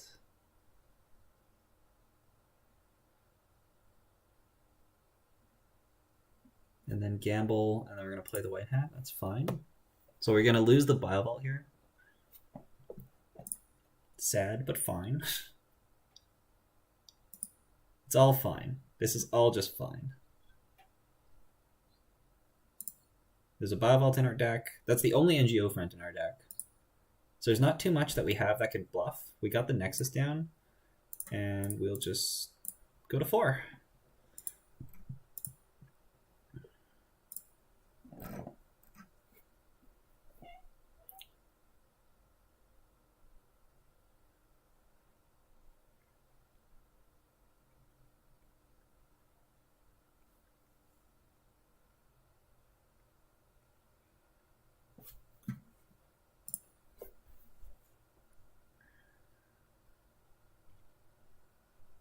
If we top deck an agenda, we do just win. Unless he has the Code Gatebreaker in hand. But if he doesn't have the Code Gatebreaker in hand and we top deck an agenda, we win. We're running HQ. Okay. I hope I didn't just curse my way into an agenda being on top. I probably did, though. Should I spin Doctor because I just cursed my way to an agenda being on top? No, we should spin Doctor after so we can top deck one. Agenda was not on top. Look at that. Trashing Rashida. Playing Office Supplies. Don't care about that. Gachapons. Fine. Okay, so we spin Doctor here. We'll get the NGO, and we'll get the Rashida, and then we're gonna like Mando draw a Bologna. That is not a Bologna. 4, 8, 9, 10, 11. Let's play the attitude adjustment. Sure. Oh, that's good. Okay, so then I'm going to catch up on chat and pretend like we're thinking about whether or not we should shuffle an agenda back. And then we'll say done. And then we'll install Rashida in the remote and play Hedge Fund.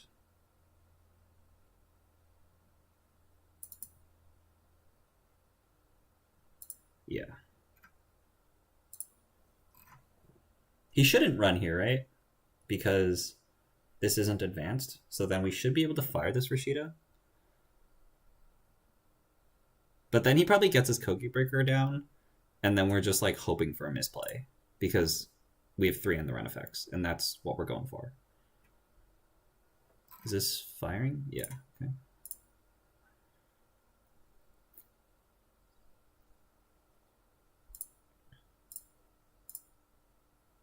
The fake out pause. It's very important. Although I don't think they knew that the trigger was still pending. I don't know if it shows on the runner side that the trigger's still pending or not. Yes. Keep setting up. You don't have enough resources. You need to install your 3rd daily cast. You need to install your 3rd data folding. You need to install your other 2 Rozekis. Is that a Koge breaker? Dang it. That's a Koge breaker. Okay.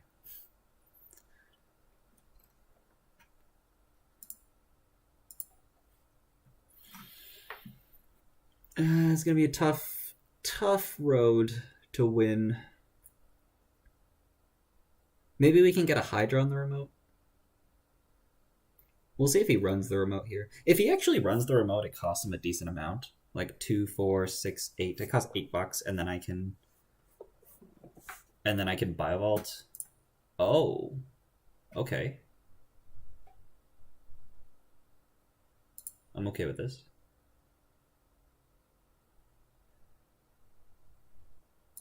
Let's see. When we Rashida, we go to 24, and we need 4, 8, and we don't need to res the magnet. So we'll have 16, and then I can trash the magnet, install, so I'll be at 14, and then I get a single trigger, but I don't have enough clicks. Like, I can't install double advance and agenda and install a Hydra. So that'll be tough. If he runs the remote here, that's good for us. Because I think we actually have to play like the money game. Even though he's got an insane amount of drip. Okay, so he doesn't run. So that's fine. No agenda. Why? Why?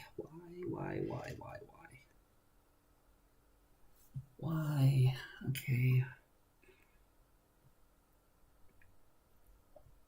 2, 4, 6. 2, 4, 6. So it costs Shrike the same amount of money to break Hydra than it does for Striker to break Tollbooth. Or, well, I mean, just for the subs. And then Tollbooth taxes an additional 3. So Tollbooth is just better. So the turn is Tollbooth, Rashida, Subsidy. And then we name resource, I guess. I love how what Shrike? Is there no Shrike in this deck? Shrike is the Sentry Breaker. Shrike is a 5/1 with the same stats. So that's the math I was doing. I mean, it's true. There's no Shrike on the board. It's not on the table. Yeah. I mean, I'm gonna assume because we're giving him a whole other turn here, so we're gonna assume that he gets it, and then hopefully we can just tax him through this toll booth enough times because he has to run 4 times through this toll booth, and that's a lot of times. What's the influence right now? Maybe we are on deep dive. 2, 4, 5, 6, 7. 8, 9, 10, 11, 12, 13, 14, 15, 16, 17. Deep Dive's like a 5 influence card, right? Deep Dive? It's a 5 influence card. Yeah. So the most we have is 1 Deep Dive, but we're probably on 3 Diesels. I don't think we're on Deep Dive. Expose the toll booth on server 1. And then we're running.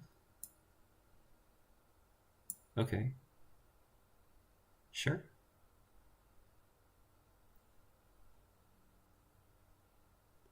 Ah, and we're not going to Nexus because we're scared of Hydra. Very good. Very good. 4, 8, 9, 10, 11. And then we go to $7. And then we Biovault. And then he has to run back. And then the border controls are here. I'm just wondering if I need to, like, not res the border controls to not show that these are border controls. But I think the money... Like, I think we can just tax him out here.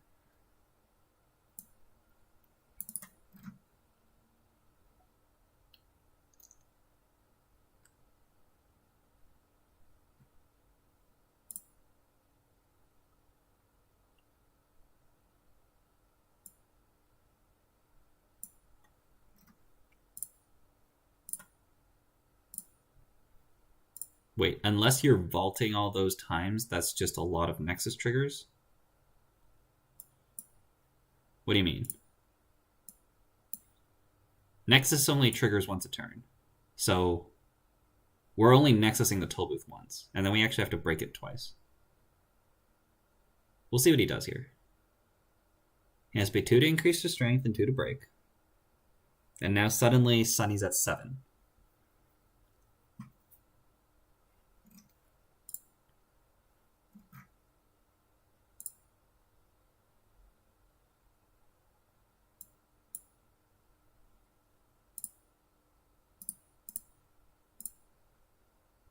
Imagine you could get a border control to trigger its first sub here. Gain 4.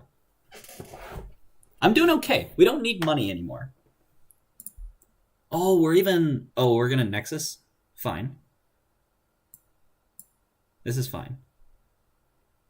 And we're gonna see the top 2 cards of R&D. And then we're gonna trigger Rashida. He's probably gonna see 2.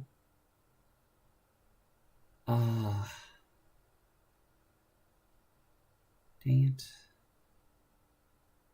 Steel Bologna, Trash Echo Chamber. Okay, Trash Echo Chamber is good for us. He shouldn't Trash Echo Chamber.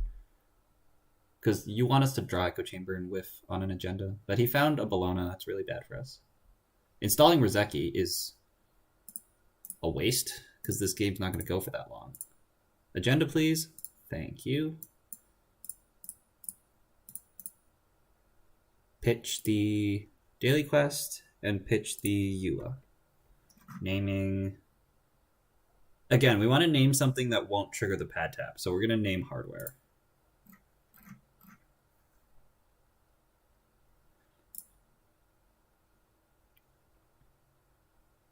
Yeah, Salem's is for labor rights.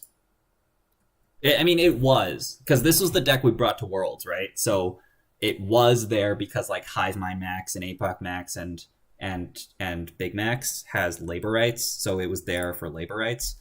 But now I am actually like I thought about cutting it out for a Jua, but it actually also hits deep dive, so that's why I decided to keep it in. Because when you're playing against a shaper who's just sitting there and like playing Peace in Our Times and doing nothing, and then you just play Salem's and hit their deep dive, it's so good. So I kept it in for deep dive, but it was for labor rights, and it still kind of is. Jokes on you is installing a second Nexus. That's legal. That is legal.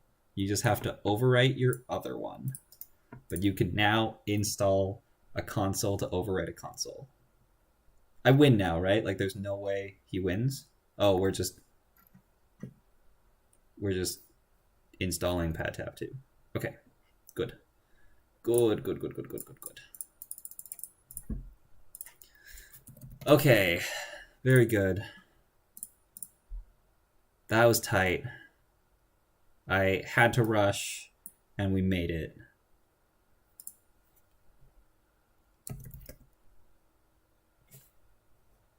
Wait, what just happened? Wait, what? Everyone saw that, right? What just happened?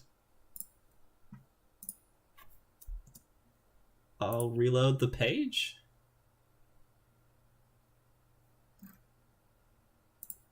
Huh. What just happened? Okay.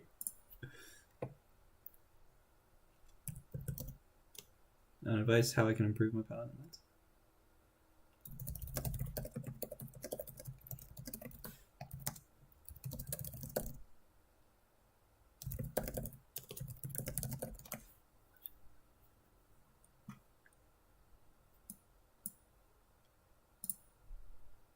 What is this, table 2?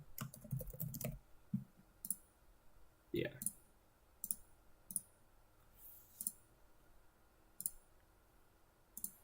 Time to shift my deck list to Control Woo.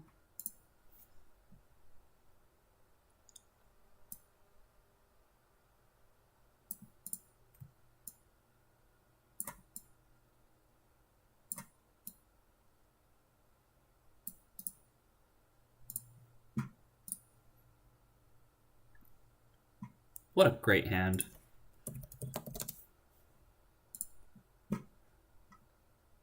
Hacked JNet for real. If you are watching a replay, you should refresh your window before jumping into a game.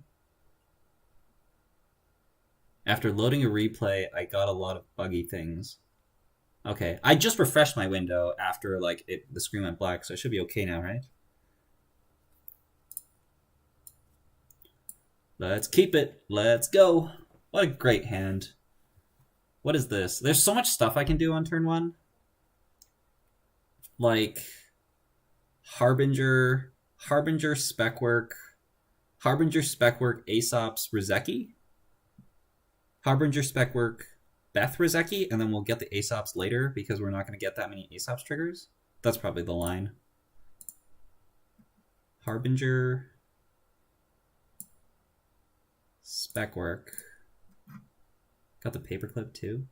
We're looking for Diesel. That'd be better though. Beth Rizeki. And then next turn we probably draw up. We're scoring in Aries, that's fine. Flameout's excellent. I could draw again. Flameout.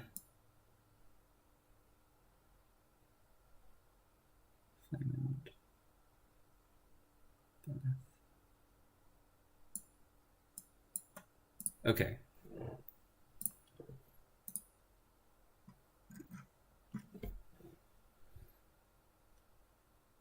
So next turn it's like woo out SMC.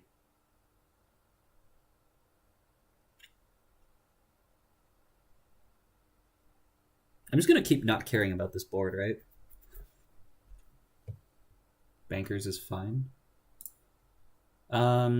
What is this? Okay, so we woo out SMC, trigger SMC for Rizeki, woo out SMC, trigger SMC for Reaver. That's 2 clicks. Install Pawn Shop, that's click 3. And then creative is click 4. I don't think we need to creative that quickly, so I'd rather just draw. So let's... Because, that's not necessarily true.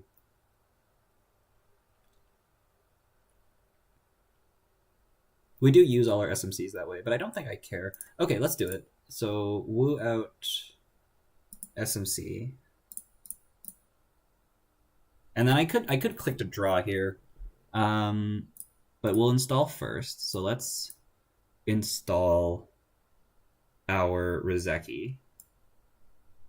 And then we will woo another SMC to install Reaver. I could also draw here to try to find the Reaver first. And if we do, then I can SMC for Rizeki. I think we're overthinking this. Let's just get the Reaver. It's fine. Reaver. Install Pawn Shop. Play creative.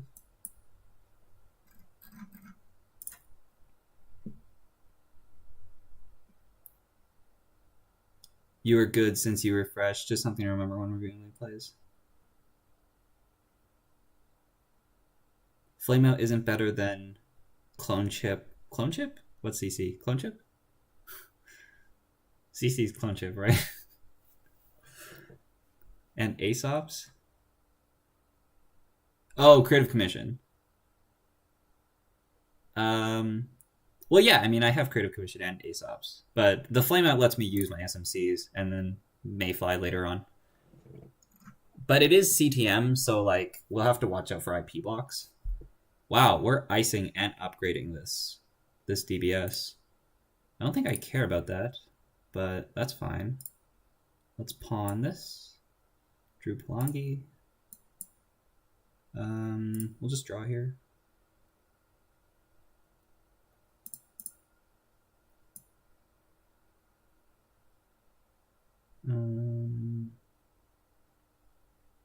Wondering if there's a play I can make with Woo. Not really. You just have to click to draw. And then Reaver doesn't get a trigger. Nice. Nice. Oh, I should have just... Oh no, never mind. What am I talking about? I can't woo out misdirect. It'll just remove itself from the game.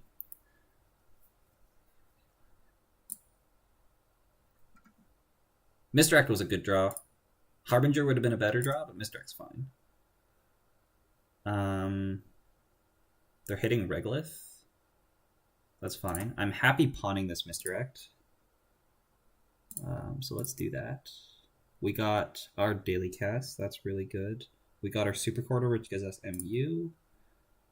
And if I install 3 cards here, we go to 5, so I can draw again. We didn't find something to Reaver, which is sad. But we get a Super Quarter trigger. Let's see if he reses. No.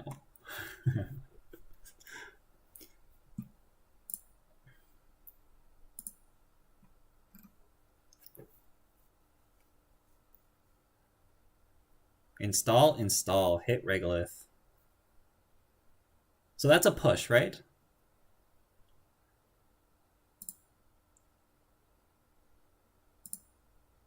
Let's get our Beth card first. So this could be like woo out Mayfly onto the Flameout, run the remote, and then we get wrecked by IP block. Yeah, so we just can't run. So this is fine. We'll just trigger Pawn Shop and say no. Let's draw. Belly Ashes is fine. Let's draw. DZMZ is fine. And then I think I just want to get my Simul chips down.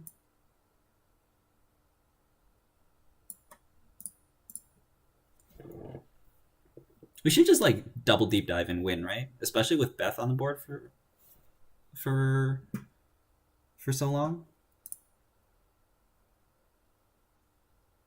Oh, this is a 4-2? Go ahead. Oh, okay.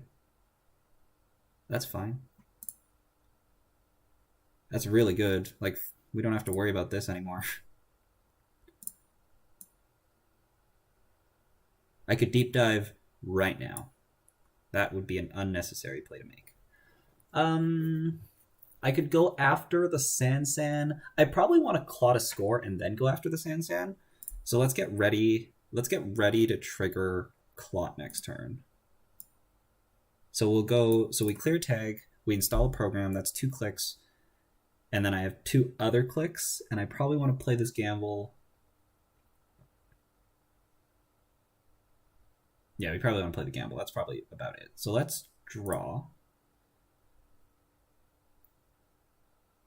We don't need that. Let's clear the tag. Let's play the gamble. And let's install a Palangi.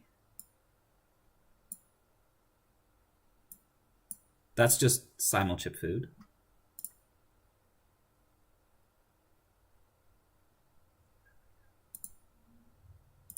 I see that chat went off about Super Quarter value. Love it. Absolutely love it. Install a card, new remote. So that's Rashida, right? Like, I'm going to check that and trash a Rashida.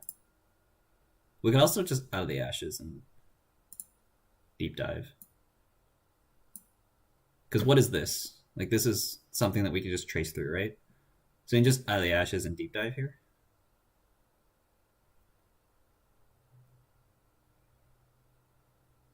Before more ice comes down. Worst case scenario, we have to make it a barrier and then simul chip for paperclip is absolute worst case scenario. Let's go. Let's do it.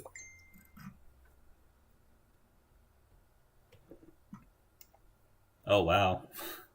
Okay. That's not what I expected. Am I okay with taking 1 tag? Really? It has to be Funhouse? Man.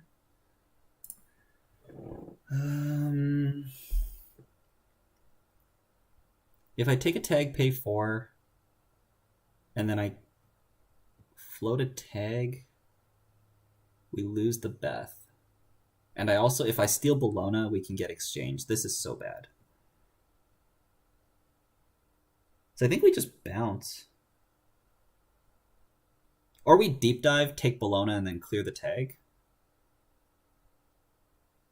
Yeah, sure. I think this is a window for it. Pay 4.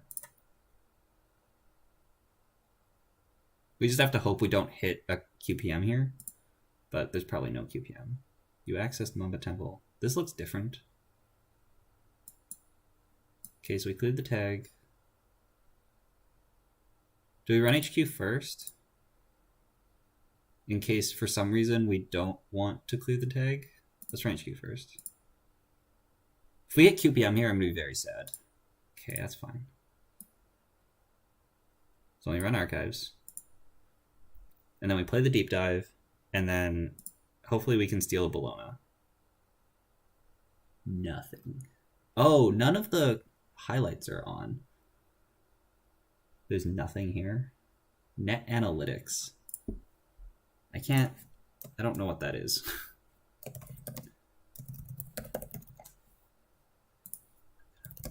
I'm gonna leave and rejoin.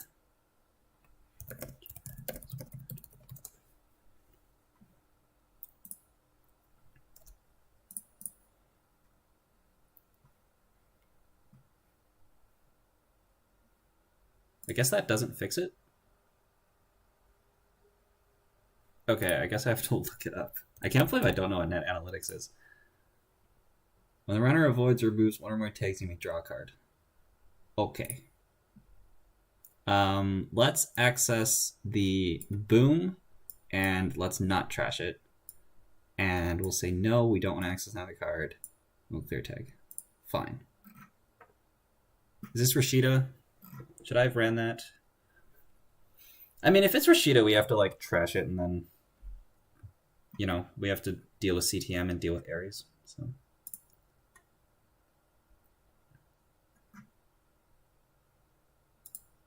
Sorry, I'm missing a bunch of chat here. I'm gonna have to catch up after.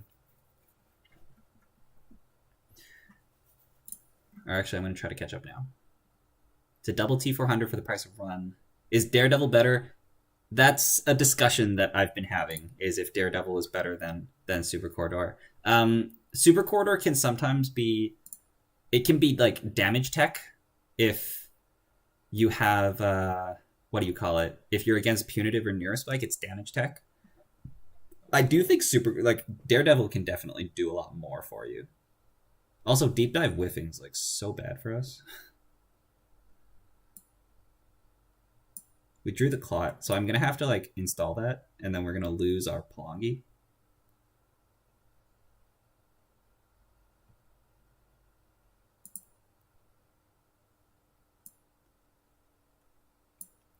But that's fine. It's a kind of appealing purge here, because you purge the clot, and you also purge the Palangi, but I never cared about the Palangi anyways. Darn, could have gotten another corridor trigger maybe? Or just like Pantograph? Yeah, like I really wanted the second MU. R&D Enigma, you heard it here first, folks. You have a click on the other side of the deep dive, clear tag last. It's Astrolabe for tag removal or something. Install, oh I need to zoom out now. How's the overlay doing? It's doing okay. Install server 10, install server 11. Hit this. So these are like naked agendas now, right? Do I care? I kind of do. Kind of do.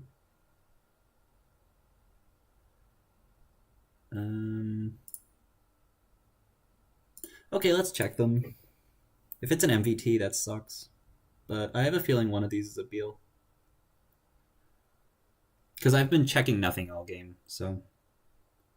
It's a Spin Doctor? That's fine.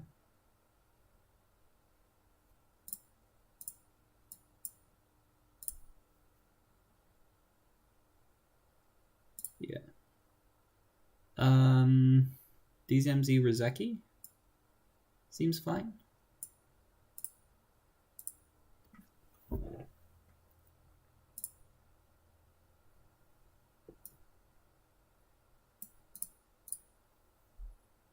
I can also make this bigger now.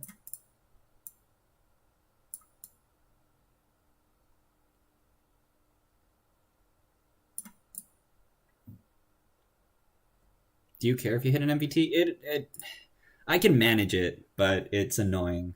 I'd rather not hit an MVT.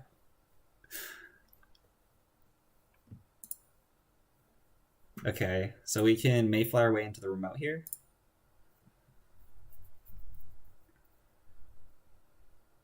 And then we'll misdirect some tags. Call it a day. Oh, I don't have the MU for a Mayfly. Okay. I could woo out my nanotech. No. We're not gonna woo out a nanotech. What do I do here? Stalling a card naked. That's an agenda, right? Or if it's not, like, I'll run it anyways, just to clear the Sansan.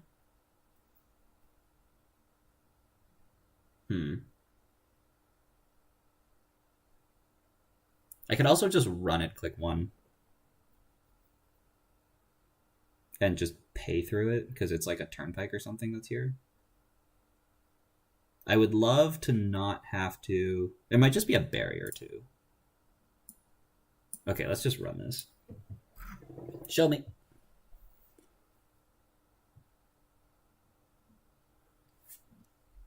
Hydra? Okay. So I should have just wooed out my nanotech.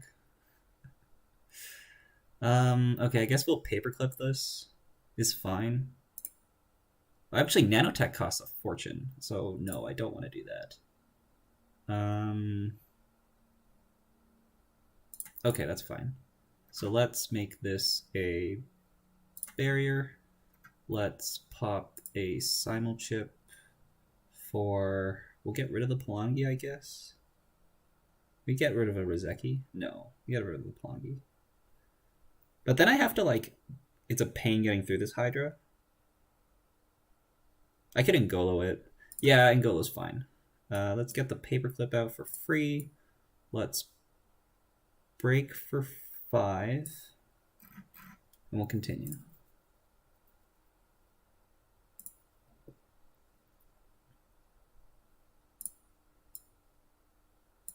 Okay. Beal? Sansan? Do I even trash this? No, right? No, we don't even trash this. I don't even... Because I have to take like an Ares tag and a CTM trace, so we don't even trash this. We can check the naked card, because why not? Thank you. I will take that. Draw for deep dive. Do I play this now? If we play it now, we have to pitch 2 cards. The Rozeki, or the Mayfly can go. Okay, so we can play this now. And then we'll install a cast is fine.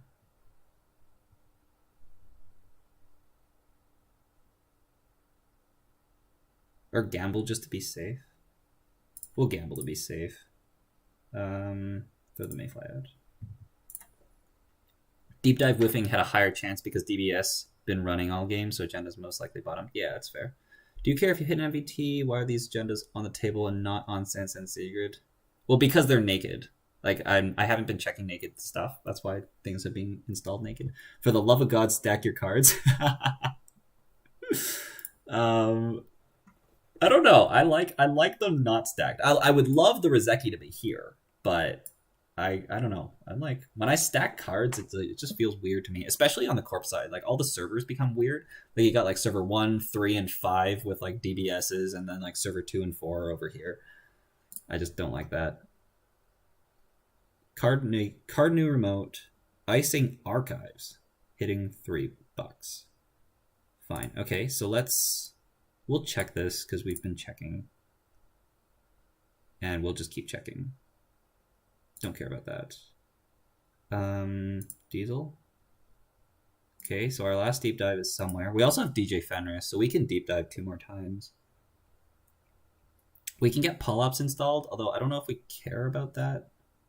So I'm just going to keep drawing. DZMZ's good. So let's get that down, and we'll just get a daily cast down, and we'll pitch the flame out.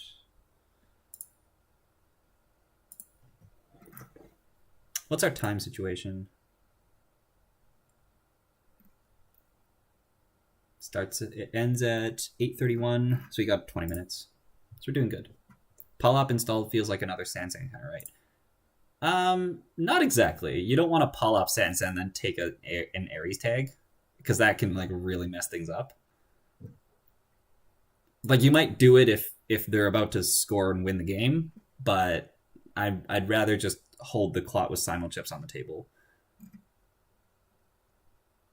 Draw, install new remote. Okay, I'm going to keep checking, but this is probably an MVT. But I'm going to keep checking.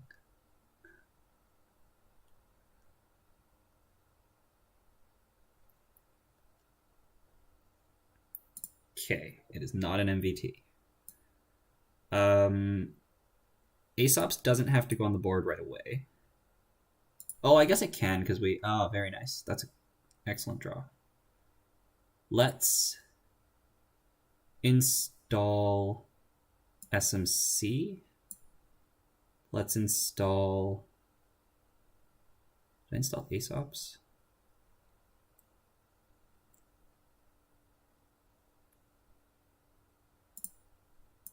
Sure.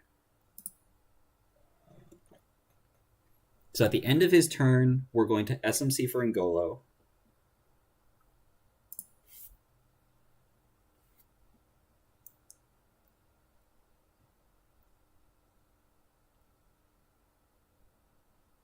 Install card in server 15. Hit Regolith. Okay, wait. Sorry, can you redo your last click and undo?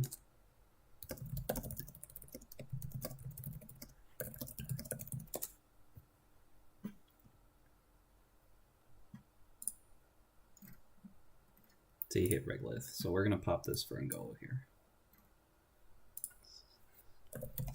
And I got to zoom out again. Okay. We're not checking that card. We've been checking every single card.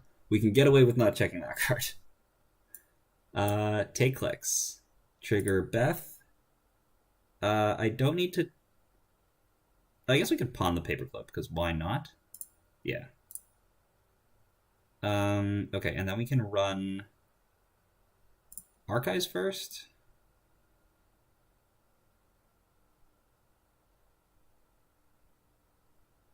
Run Archives first.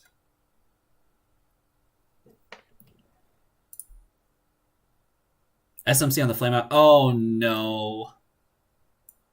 I have failed. I have indeed failed. SMC on the flameout, indeed. I have failed. Oh no. Yeah, I missed that. I totally forgot. I completely forgot. Okay, so we're shuffling with spin. So we should get something off this deep dive, right? We'll run HQ first. Hardware news, don't care. And we will run R&D, and we don't even need to overclock. So we'll take a tag, we'll pay 3. And we'll deep dive for a Bologna. We'll steal a Bologna off the top. GG. That's what usually happens. You're about to like APAC or you're about to deep dive and then you win instead. So then you don't get to do your thing.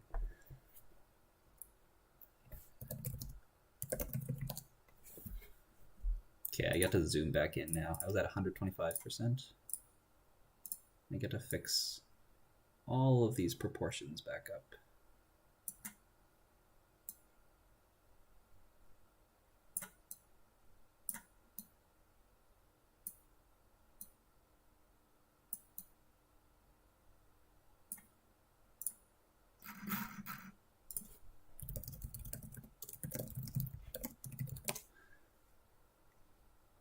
Okay, yeah, he wanted to talk about the Sunny game. So I knew I had to rush.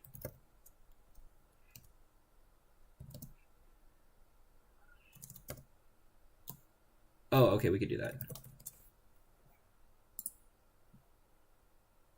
Flame out for paperclip late game isn't bad once you have DZMZ. Classic case when doing the triple centrals. Yeah. Okay, I'm gonna open that replay. Stats. Close this. Open this. Launch replay, and then I need to go to Discord. I need to put my headphones back on.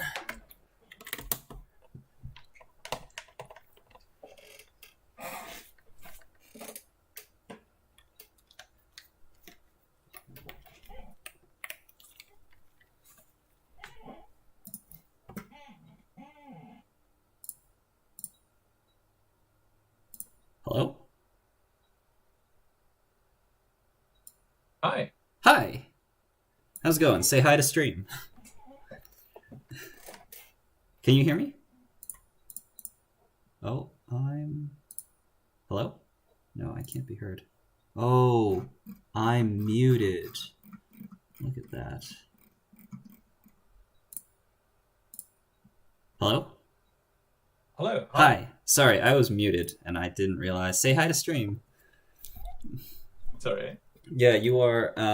I'm streaming right now. Just so you know. But yeah, if you want to talk about the Sunny game, I have it pulled up. Yeah, that'd be great because I'm probably on like game 18 with Sunny. I don't think I'm quite getting the piloting and the timing of it right. Oh, okay. Yeah, because I played against you yesterday. Yeah, we did. The same decks. Yep. Yeah. That same deck. No, I think like the start is pretty like you're getting your stuff down, right? You're getting your data fold and your Izekis, and like you're just trying to build up your drip because you're playing a late game deck. Yeah. And I'm playing a Glacier deck too, so that's like a really bad matchup for me. So Yeah. I'm like really trying to rush. So Yeah. I think like early there's not that much you can do because I like rushed behind a magnet and a border control. One thing you might have like you discarded your white hat early, which I'm looking at your hand right now because I didn't know what it was. Yeah. I think looking at it, I knew I had two more, and I've got Steve to recur. Mhm. And what I had in my hand, I didn't really want to get rid of because I needed those to set up as well. And with that deck with the draw, like I've played before where I've discarded stuff thinking I don't need it now, and then it's taken ages for it to come up again. So against Yeah. against Glacier, especially somebody who knows, like I know I have to rush, so white hat just is able to disrupt that. So I think you definitely want to hold on to that. I'm looking at the cards you had in your hand, and you could have thrown the Citadel out, I think. Okay. Because that card is not needed here. Yeah. Yeah, and then maybe you could have. So, Mhm. so I know there wasn't a chance of being tagged because I've been running into quite a few tag storm decks, and I'm like, nah. That's Yeah. not good. Yeah, for sure. But I think the white hat can really disrupt me. You did play one later, and then you shuffled away the Biovault, which is really good. Yeah. I was able to draw my border controls, so that like on the remote that was Yeah. I don't know. I think this game, there's probably not that much you could have done differently, to be honest. I think there was a turn later on where I stacked like 3 ice on the remote, and then there was a Biovault in there, and I think you could have tried to pressure that with just your Sherman. Yeah. Because if you get your Nexus down, and then just try to run and then see, just kind of like test the waters, see what the ice is. If I res a Hydra, you can Nexus it and then you can bounce. But if I don't res a Hydra, then you can like keep going and just kind of see what happens. In hindsight, the remote was double border control and a magnet. So you could have like paid 4 through the border controls, Nexus through the magnet, and then you would make me use the Biovault early. And then that would have like set you up a bit better later. Okay. Yeah. All right. So the reason I didn't run the remote was because you had more than enough money to res, and I was thinking I might run into a data board. and a Hydra on Yeah. that remote. Mhm. So I didn't think I'd be able to get through all of it. Hey-o. And then be able to recover off the next turn. Yeah. Yeah. So I mean, I know I played really conservatively just because I got, trash in a couple of other games playing NBA decks. Yeah. But yeah. So I mean, with Sunny, so it is a late game deck. And I'm trying to find that balance of getting the drip going, and being able to contest remotes, but like one of each breaker, and then the 2 Amakuas. And I had boomerangs, and I threw them out to put in the diesels just to accelerate the draw a bit more. Mhm. I don't know. Well, I mean, you didn't get the Amakua going.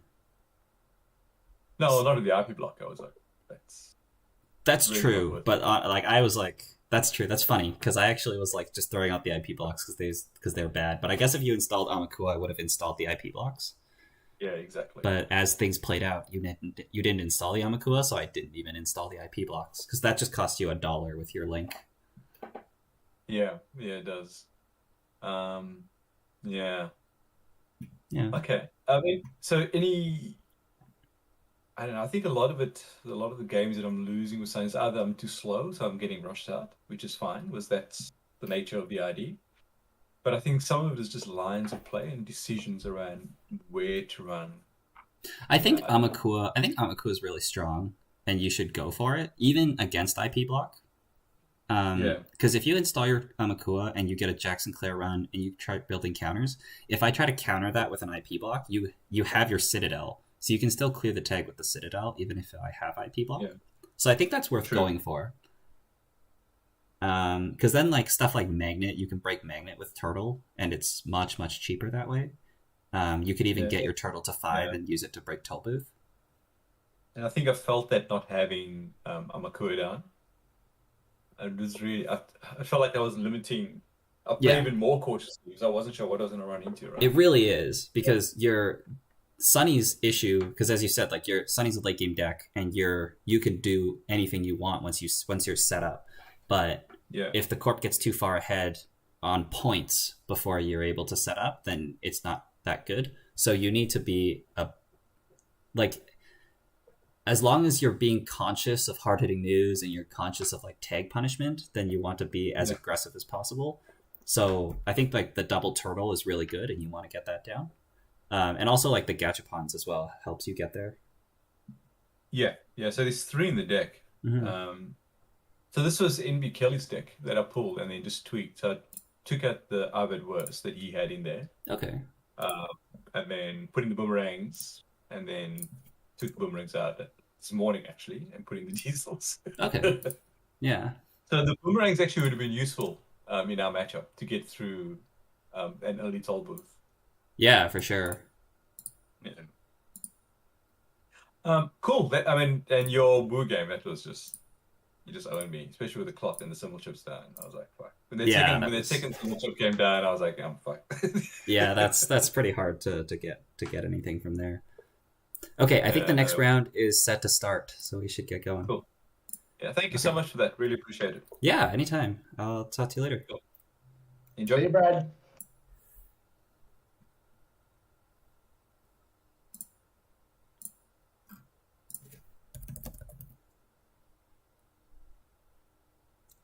Oh, I guess I realized that Bing is actually joined back here. Hey, sorry, I didn't actually realize that I'm supposed to be here. So I'm gonna be off of voice chat for our game because I'm gonna be like talking to stream and stuff. Yeah, all good. No problem. But we're good to go. Jump out as well. I'm going to. We can start and then we can like mulligan and you can take your first turn, and I'm just gonna go to the bathroom. I think it's not a problem. Take your time. I think it's started anyway. Yeah, no worries. Okay, good luck, have fun. You too.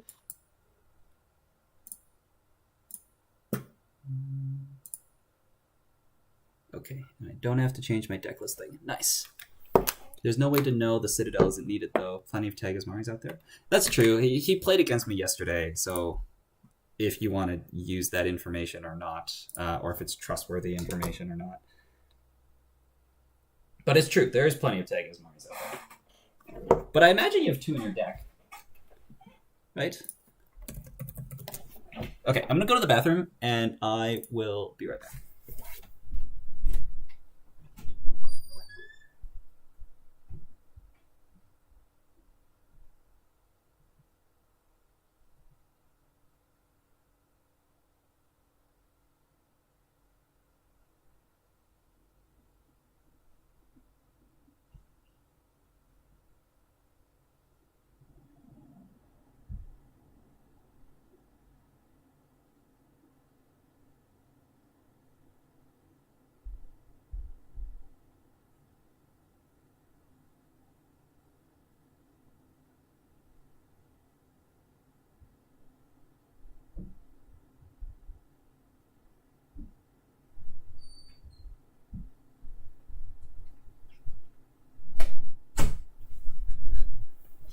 Okay, so I was briefly looking at standings. I would be surprised at 2x Citadel. Oh, yeah? What are the standings right now? Yeah, so MBKLA hasn't lost. So I have to sweep if I want to win. Because this is the last round, right? Yeah. Hedge fund, Ice R&D, draw. Love to see that. Okay. After keeping? After keeping. Hedge fund, Ice R&D, draw. So we just like run HQ and rip the 1 and 4 oboe out of hand that we just drew, right? That's the play. Okay, let's go. Harbingers. Fine. Oh, I should actually run HQ and install the Polyp. I'm so disappointed in myself.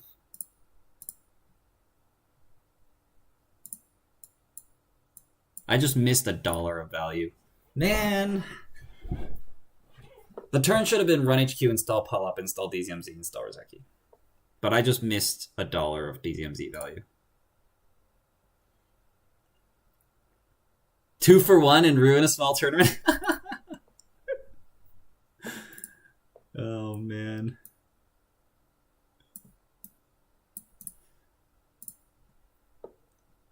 I wonder, are we playing... Is the last person getting a buy? Because I thought that Vale said that he would play with whoever had the buy. So I don't even think there's been a buy every round. I haven't been checking, but draw Ice HQ Ice Remote, that's fine. Let's draw. Let's draw. Okay, that's good. All right. This is fine. We're looking for a spec work once again. Spec works are really, really good. We're looking for spec work. We're looking for diesel. We're looking for an overclock before Archives gets an ice. If we get an overclock, we can double SMC for Rozeki, and we can get all 3 Rozekis out. But we need an overclock to do that. If we get a flame out, then we can do the same thing and we don't have to run Archives. Draw Ice R&D, install server 1, so that's Rashida. We're not going to do anything about Rashida. Drew another Harbinger. Wow.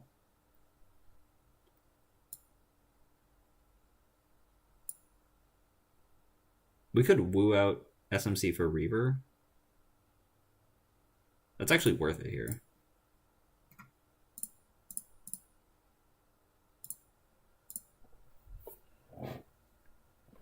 Okay. This is fine.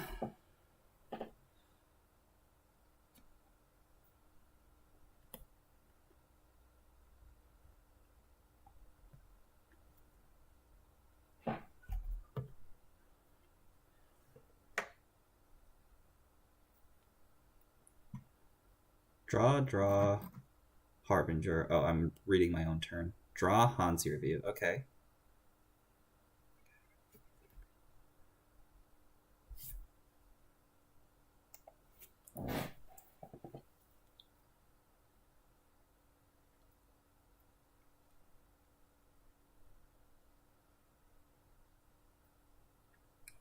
Draw, Hansi Review, second ice on server 1. What is server 1?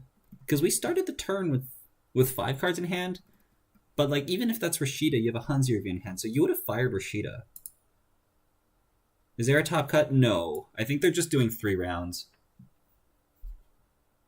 I think it's just 3 rounds. What the heck is server 1? I don't know. We're gonna pawn the face down Harbinger so that we can trigger Simulchip later if we want to.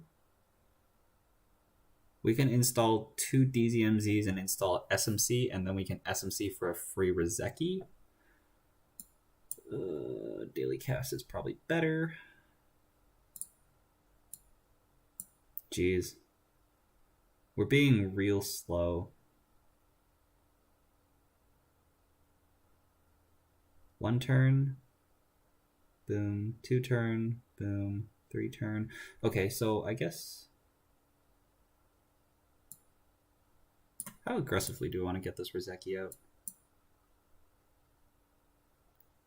Let's get it out. Why not? We get a draw this way too. We get an off-turn Reaver trigger. So this is fine.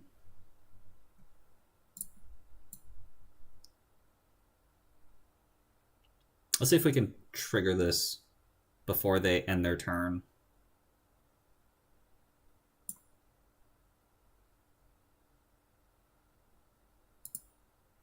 Okay, I think that worked. What did they do? Draw, install, credit? Yeah, it's fine. So then we'll pawn the Harbinger, which should get us another Reaver trigger, which it does. Oh, and we drew the spec work too. Oh my goodness, we're so good at this. Okay. So we can find the 3rd Harbinger out of our deck, spec work that, install the daily cast, and we have a click left. So let's start with that. Or should we get the paperclip out? No, right? We should just get the Harbinger. Well, we're not using DZMZ this turn. Should I get the paperclip out? It costs us 1 to get the paperclip in the bid, and then we maybe draw the Harbinger for later. Sure. Guess that's fine, right? It costs us $1. Got the other spec work. Install cast. Install.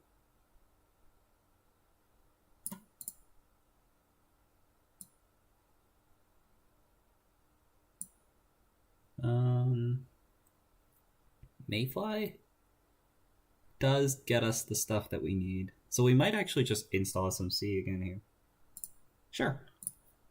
And then we'll just SMC for the 3rd Rozeki. There's not too much that we need to use Simulchips for. We're going to go for a score here, right? Although we only have $11. $11 is not a lot of money. Anoetic, Lacosta. I think it works as long as you do it before you hit the start turn button. Clip seems better, to be honest. No.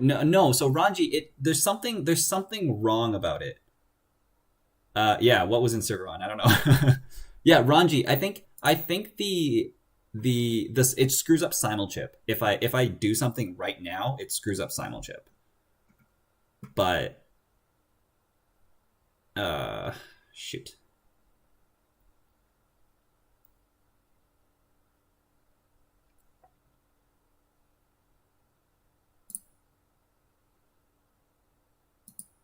Okay, well, I mean, we'll do it now anyways. But I'm pretty sure this screws up Simulchip. Let's get out the 3rd Rozeki. I probably have to run this remote. Let's trigger the pawn shop for this face down card. We drew a deep dive. Like, getting a flame out here would be so good. If I just install Mayfly and run, I don't have nearly enough money. So I have to, like, diesel.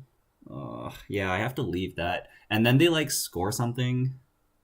And it's just not ideal. I could have SMC for Palangi, actually, and ran. I'm okay. I'm okay with not running here. It's fine.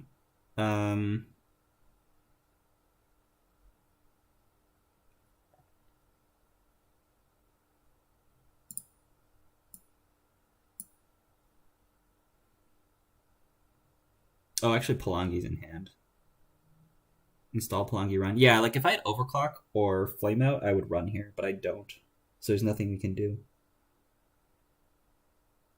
I could woo out Harbinger, spec work the Harbinger, and then I'd have 1 click and 10 cards in hand, and then I'd have to pitch a bunch of cards, which is not ideal. If I install the Clot, it'll just get purged, because this is a sandbox, right?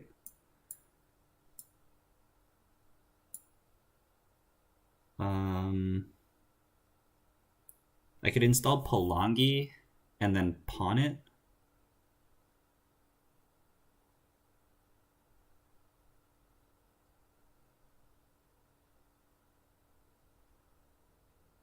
Am I okay with that?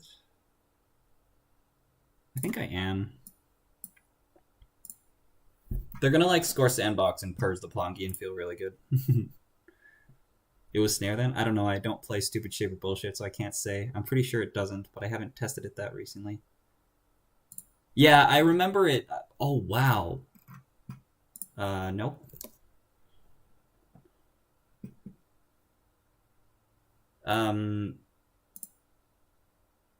Yeah, it does. It screws up simulchip.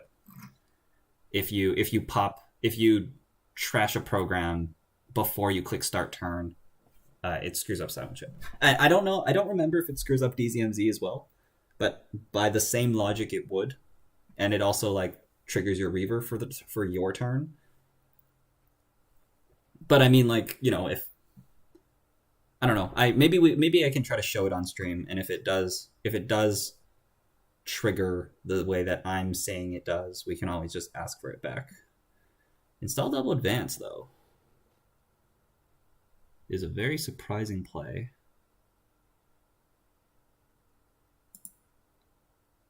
Do we even pawn this Palangi? Oh, we do, because we need MU for Mayfly. And I want to draw... I don't know, because like, if we just install and Golo here, we can get through all this. Oh, I don't have the money to get through all that. Okay, we're gonna pawn it. Harbinger. Fine. Diesel. Flame out. And then we make them pop AgInfusion, I guess is what all of this gets us. Is that even worth it? Not really.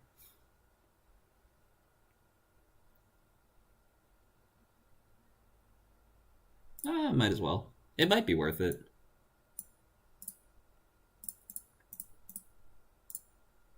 I have to like discard cards. I'm okay with this. This, like, with the flame out, this run is totally fine. Like, we make them res some stuff, or like use AgInfusion. I'm okay with any of that. HQ's gotta be loaded, turn 7, nobody scored anything. I mean, but then you also like push the NGO. Maybe they just don't have money, and HQ's loaded. It didn't trigger the Reaver just now. You got the Reaver draw off the Aesop. What didn't trigger the Reaver? Yeah, hey, Kakugo. Let's break Kakugo. Oh, come on. I wanted that. That's probably really bad. And this was too hasty of a run. I don't know. It does get rid of our, like, triple deep dive opportunities. Okay, and then we're going archives. I'm happy accessing, so we'll access. Ansel, Ronan, Fairchild 2. There is 5 influence in archives. Okay. Interesting.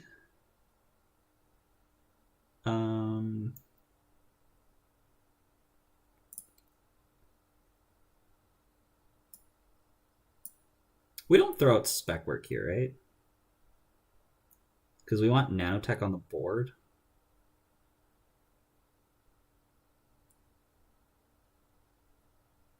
Yeah, I think we'll have enough draw. So we're gonna throw out the spec work. Because we draw a card off the next turn off pawn shop. It's send a message. Okay. And we're resing Chiashi, that's fine. So I guess HQ is loaded. Take clicks, trigger daily casts, trigger pawn shop, get another daily cast, and then we want to... Do we want to poke the hand? Potentially.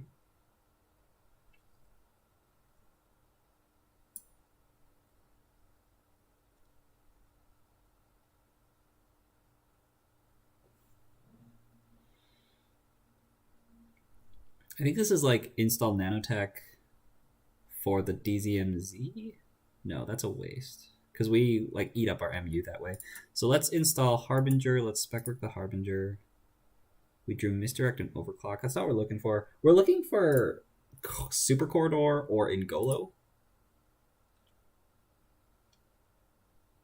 I want to end my turn with 5 cards in hand. We'll draw because we can pitch the misdirection, and we'll end our turn with 6 cards in hand. That's even better. You had to throw out cards anyways. Makes the decision easier. Yeah, exactly. Exactly.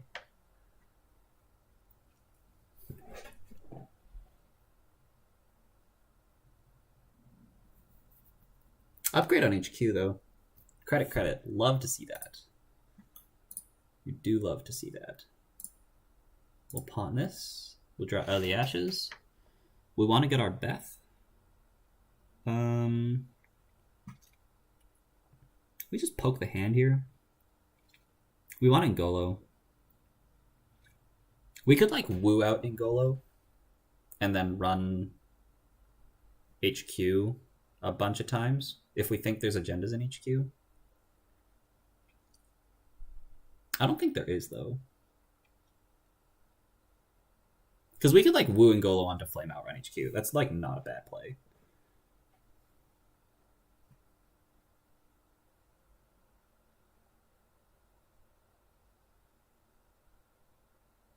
Maybe that's what we do. With 4 clicks. Yeah, let's do it. We're going to take advantage of the fact that they're at $9.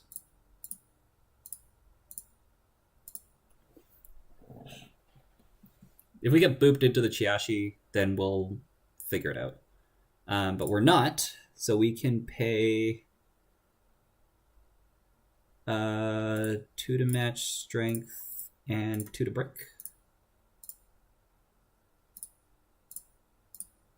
And we'll say done, and we'll do a side game, and then we'll bid 0 on the side game.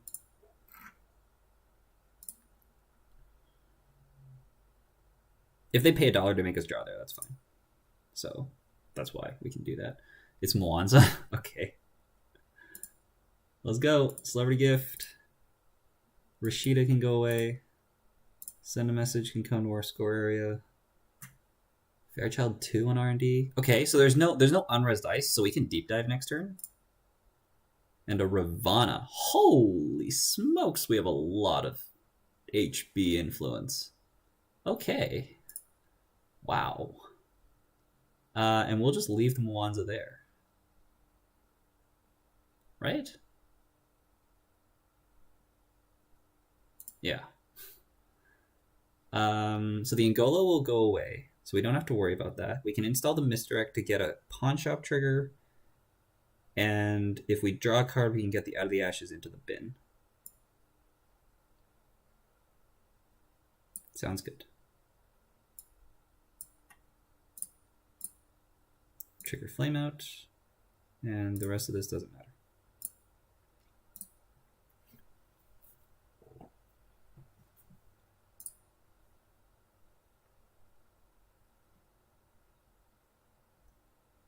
Mwanza alert, all hands on deck.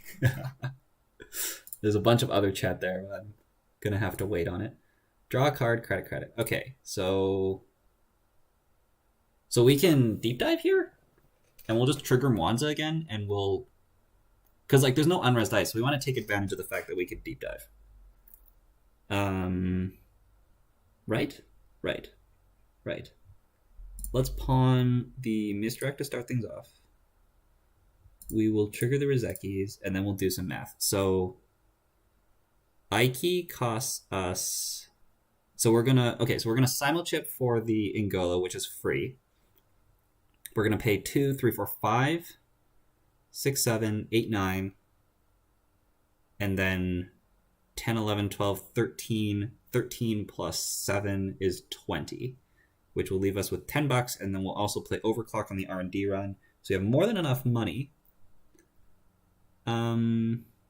So we'll start by going HQ just because Mwanza's going to trigger. So we'll start by going HQ. We will simulchip for the Ingolo, which is free.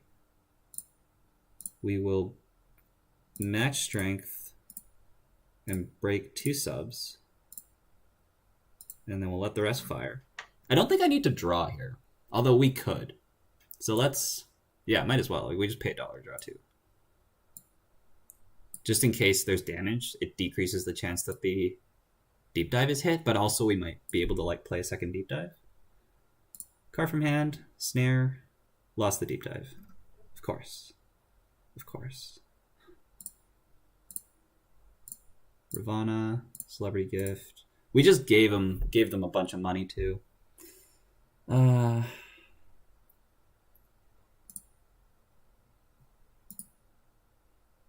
We don't trash this, right? That sucks.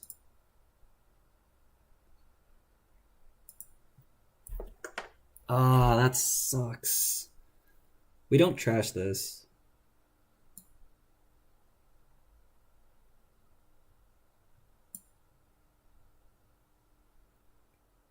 I was gonna say, do we draw and rip the other deep dive off the top? But no, I don't think that's how that's gonna work, because I have to clear the tag. Okay, that's fine. I mean, we'll draw anyways. Clear the tag. Finally play this creative commission that's been sitting in your hand for the last hour.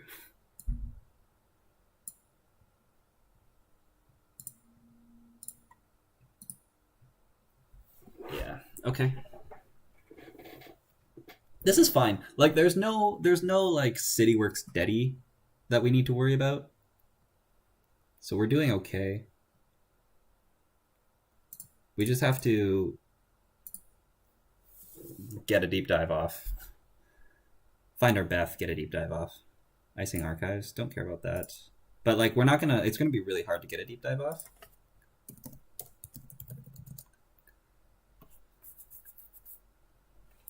I need to undo click. There we go. Mwanza Cash helps Beth, yeah. I have to catch up on some of chat. Okay, we can pawn the flame out now. We don't need that. Get our diesel. Let's play the diesel. Let's try to find a Beth. We didn't find the Beth. Found our second Paul up, which is good to have.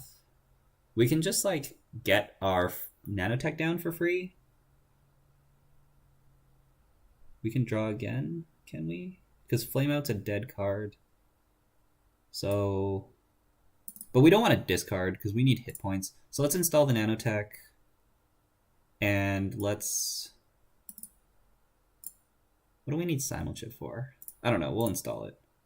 And then we're just going to click for credit here instead of playing any of these stuff.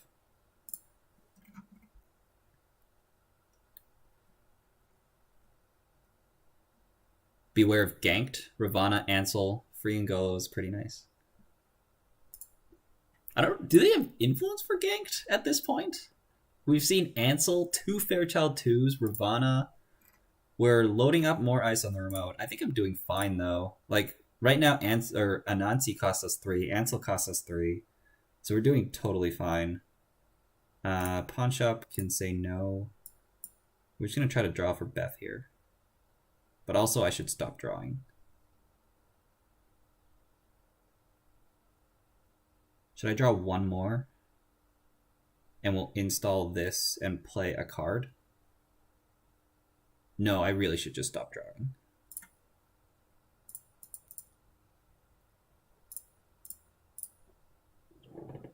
Alright, yeah, we're just gonna click for credits for the rest of the game. I don't wanna, like, I'd love to find the Beth, but I don't think we can risk drawing for it. So if we find it, we'll install it. If we don't find it, we don't find it. And between like Polop and the other Polop in our hand and the fact that we have a bunch of money, we can just run. Yeah, Anemones are coming out as well. Anemones, Archive Memory, Hanzi Review, Rashida. 2, 3, 4, 5. Wondering how much it costs to run R&D. The answer is too much.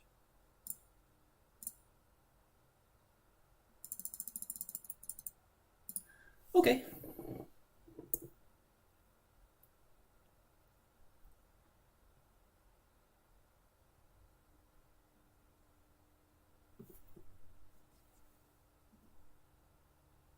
Like, we're just trying to set up like a Kakugo death remote, right? Anemone, Hanzi, Rashida archived. And also we've seen send a message and we assume that there's oboes. So like whatever, like if we don't advance it, we don't have to run. But we just top decked a card and then install double advanced. So it's probably NGO. But we'll run it. Target for Aesop's Pawn Shop. No. If we run now, Anemone, we can draw once and then run. Let's draw once and then run. Oh, come on.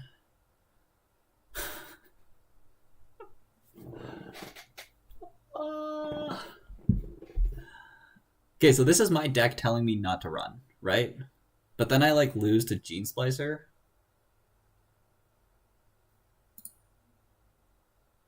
This is NGO. When your deck on a 1 in 7, you draw Beth, that's your deck telling you that this is not an agenda, and you have to believe your deck. My deck was right. My deck was right.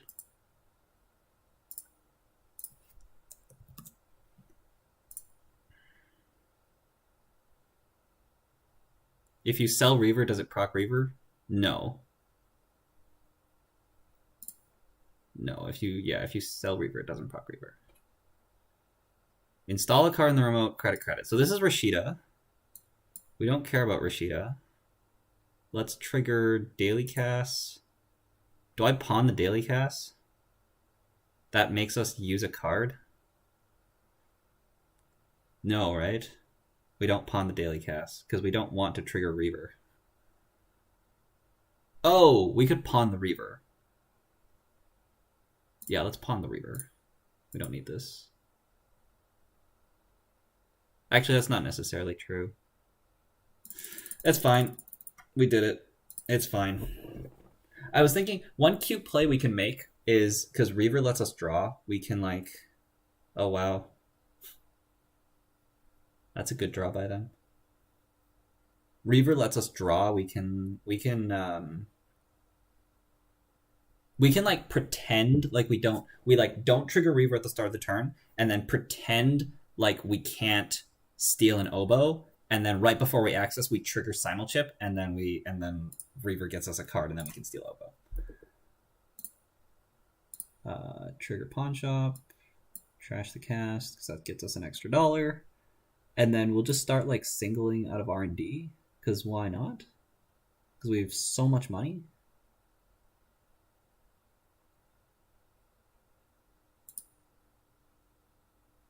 But maybe we don't want to show our hand that we're going to do that.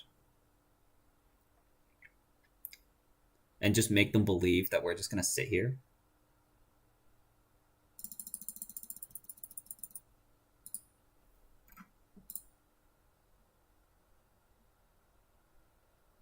I'd probably think the same if my deck gave the dive. That's true. Yeah. Very good. This is why I wait another turn. Because now the Anemone's on the remote. So I can start singling out of R&D. It does cost us 7, 8, 9, 10, 11, 12. 12 of what we can see. 2 cards. Don't care about that. Because we, like, if your agenda suite is send a message, longevity, and you also have, like, Yagiyuda in your deck and you don't play Oboe, you got me.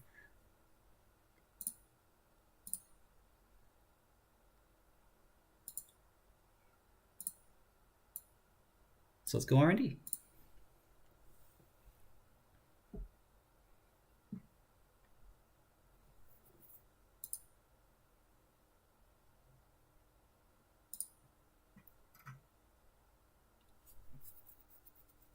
Let's see what this is. Hopefully this is cheap. And then we can like run multiple times. And then just dodge snare. Like hit an oboe, hit the other send a message. Like there's 3 oboes and a send a message left. That's the agendas, right? That costs us 6. Is there anything we can do about that?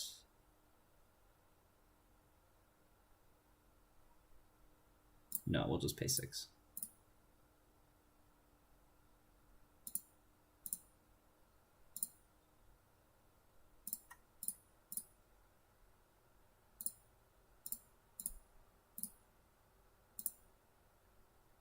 Archived.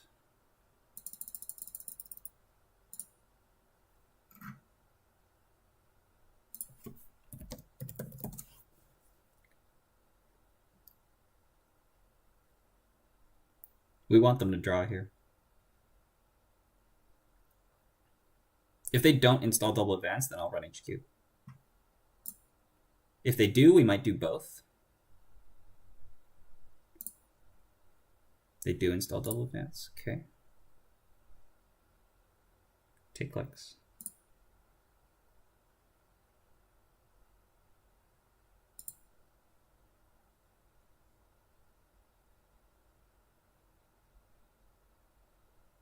Should we silent shift for Reaver and then trigger Pawn Shop so that we get a card? Because this is just full of anemones, right?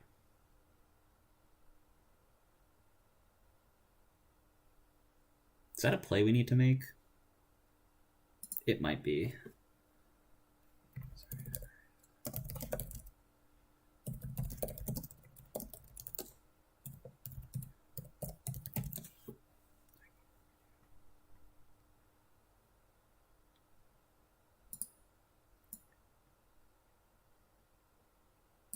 Pawn the clip, install the Reaver.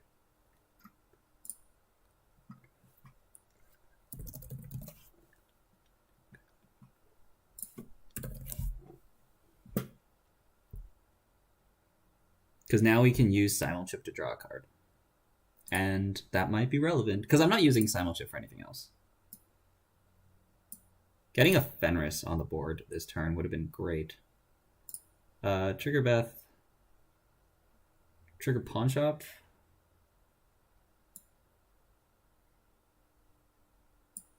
We can like pitch a DZMZ for the Reaver draw.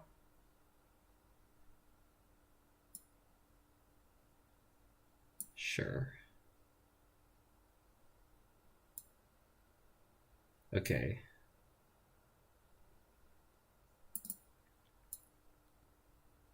Draw. I'm at 8 cards. And we lose 2. We lose another 2 to Anemone. So like if there's double Anemone, then we can't steal Oboe. If I draw again. Yeah, okay, so I think I have to draw again, and then we run the remote.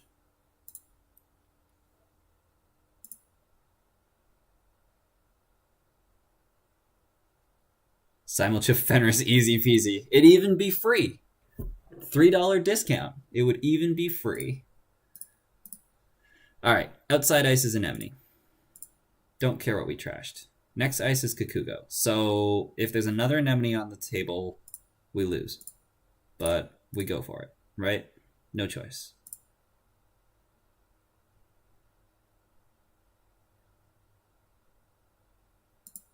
Because I can still steal Oboe, as of right now.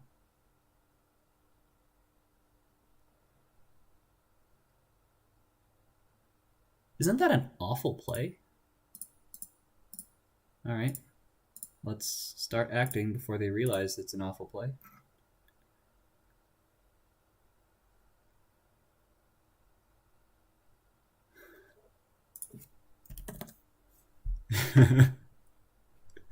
Alright, roll a d6. Result is 4. 4 means 1.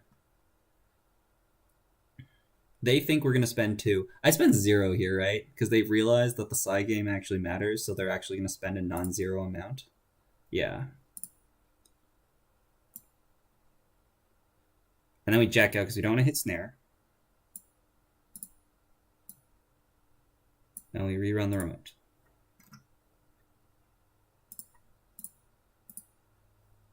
I really should run a class on side games.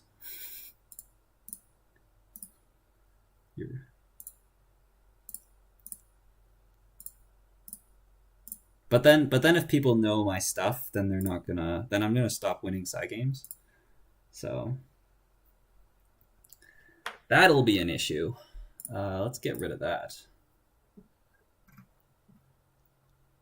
I guess I should see what the last ice is, but there's no ice here that would. I mean, if it's border control.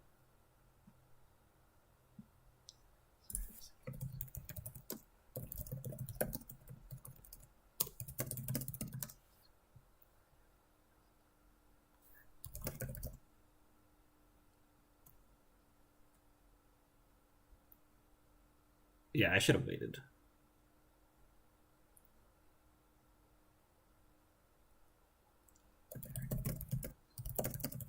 I would pull up at the last window, which is after you choose to res ice or not.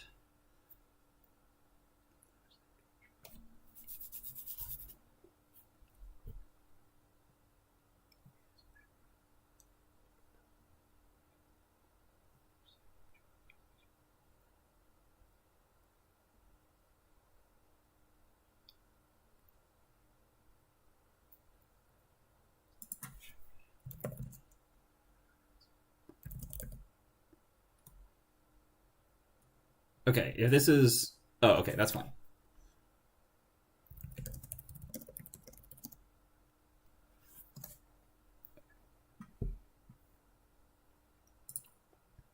Yeah, if it was border control, then we don't pull up.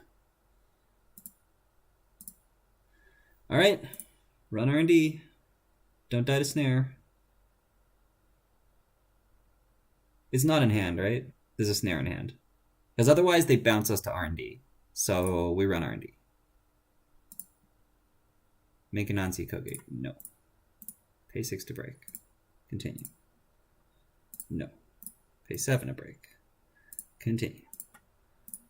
Pay 5 to break. Show me the last copy, send a message. That's not it. Oh boy.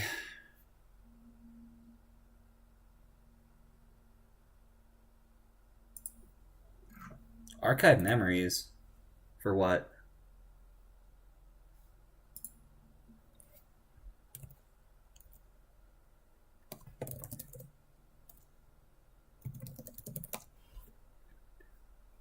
Shuffled my Ronin. We're gonna try to Ronin kill me now.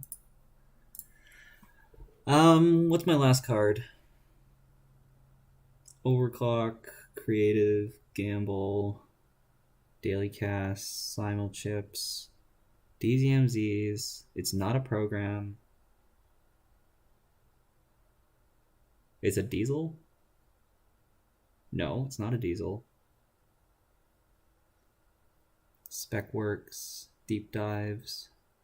All the cards that matter are gone. It's a pawn shop. That's the last card. No, because I have a pawn shop on the board. What the heck is my last card?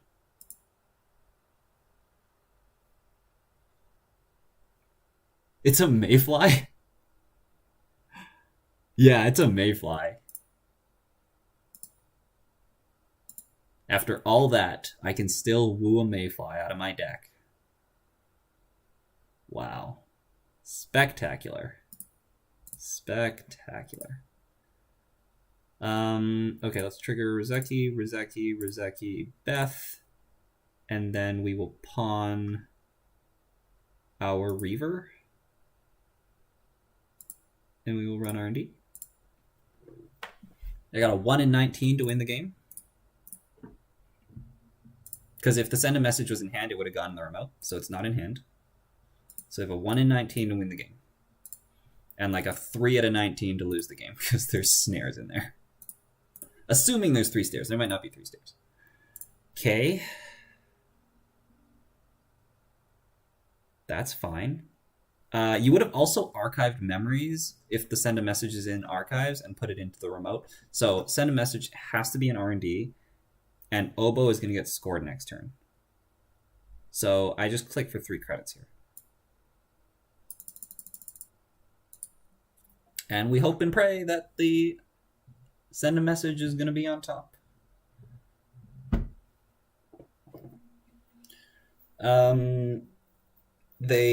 If they draw the send a message, they're... Wait, what?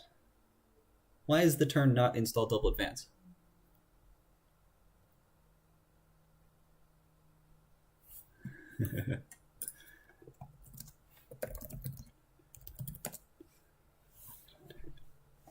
This turn is install double advance. Doesn't matter what you drew. I shuffled my void. Why do you need your void? Oh, to like stop R&D runs? I guess. If you want to be really safe about it, yeah, you can put a void on R&D. But yeah. Yeah. That's good. No void. Very happy about that. Just jam the oboe.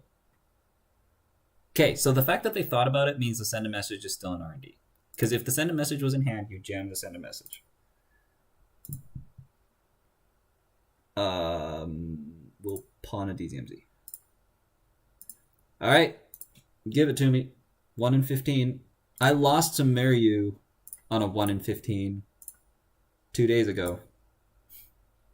So this is like, you know, you lose some, you win some, right? And I've already lost some, so we should be able to win some. Send a message? Rashida? That works. That works. 6 plus... Oh, does it work? Shoot. 6 plus 7 is 13, so it does work. So it's draw a card, run R&D.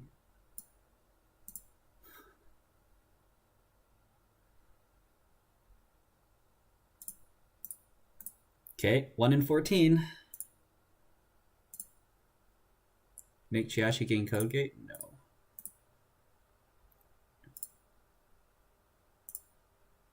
Okay, we'll let this fire. And then the play is trash Super Corridor, trash DZMZ, and then lose all of our breakers because we are over MU.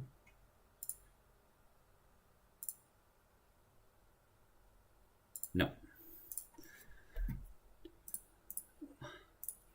Didn't get it. I guess I could have checked archives, but it's not in archives. Man. Just don't break the non-damage subs on FC2. Yeah. Yeah.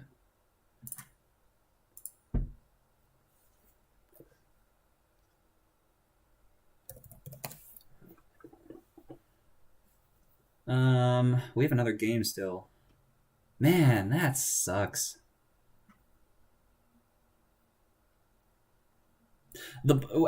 So the point where we could have won the game was the snare on HQ hitting the deep dive.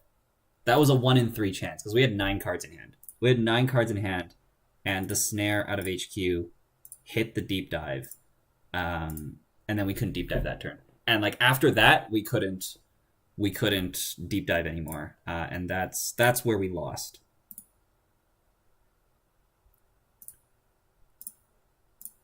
Let me just edit this. Let's move this here. Maybe you trashed your mons on the first run where you didn't get snared. Yeah. Like, I wasn't expecting to be able to deep dive the next turn. But yeah, you're right. Oh, we're against Alice. That's right. Do I keep this hand? Install spin. Install Rashida. No. We gotta throw this away, right? Yeah, I gotta throw this away. That's better.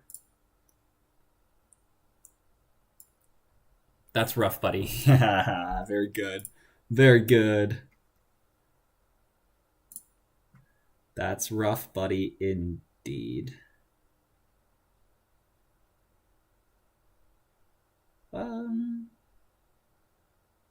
This is actually kind of okay. Let's ice archives, ice R&D for Stargate, and then ice HQ. And we're gonna res the 2 IP blocks. We're gonna call resource, because anarchs have a lot of resources. Now we're gonna run archives, click once. We're gonna res IP block, and we're gonna fire. If they spend $3, I might just throw the Bologna out. Because what? They go to $2, and then how do they get to $5 and run through an IP block again? They don't, right? And then next turn we'll just spin doctor it. So if they pay through this, I will Alice the Bologna, which they do.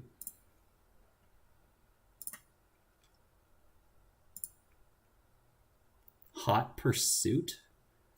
Wow, that's such a risky play. That is an insanely risky play. Oh, NB Kelly swept anyways, so it didn't matter. It didn't matter. Wu got crushed, Asa got overrun. So NB Kelly swept anyways. So NB Kelly swept 3 rounds.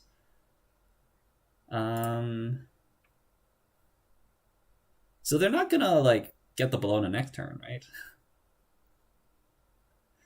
How greedy do we go? They didn't install any resources.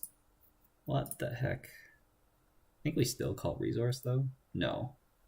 We call event? What is happening?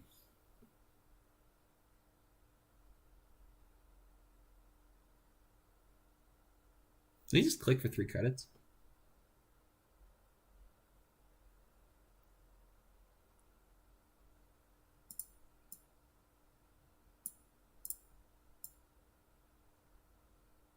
Ice archives?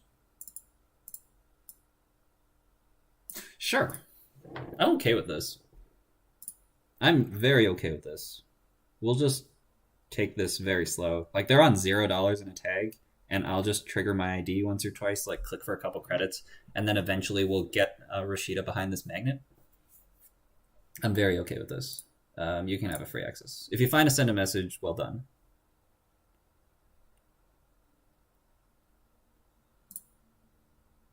It's a spin doctor. We could just draw once and take 2. Oh, wow. Oh, really? Oh, really? Call event. Doing my best impression of next. Yes. Trashing the Mwanza would have been wise. Yeah, on the first run. Then we wouldn't have hit the snare. Then we would have had the deep dive. Yeah, I think I wasn't on that many credits when I did that first run, though, right? Oh, no, maybe I was, because it was literally the next turn when I made the full run. Yeah. They go draw, Laborites, and shuffle back Hot Pursuit, Mad Dash, and Imp. And then take a credit. Okay.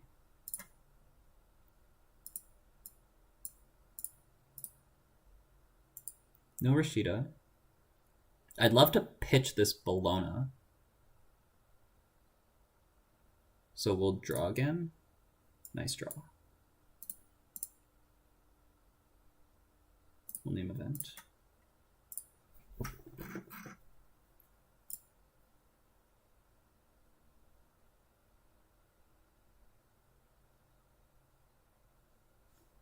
I could have checked archives. Yeah, I mean, I should have because I wasn't doing anything else anyways. But if, yeah. Like, I should have checked archives, but I doubt it.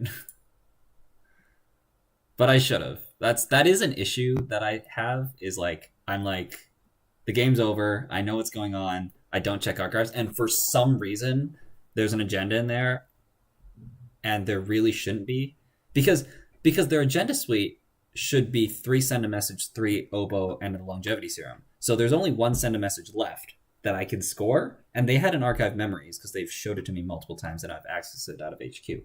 So if the send a message was anywhere other than R&D, they have a way of putting it in the remote.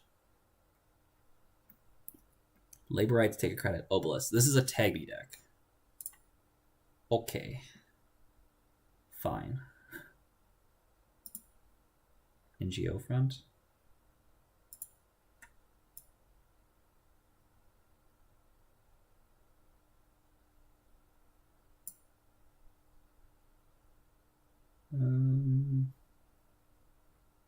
Well, Hydra HQ. Name event. Why did we install Obelisk? This costs us $4 and we don't have anything else. Let's res this.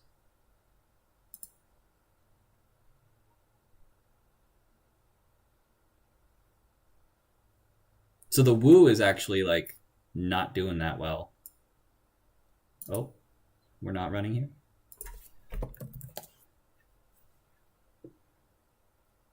The woo's 1 win and 2 losses.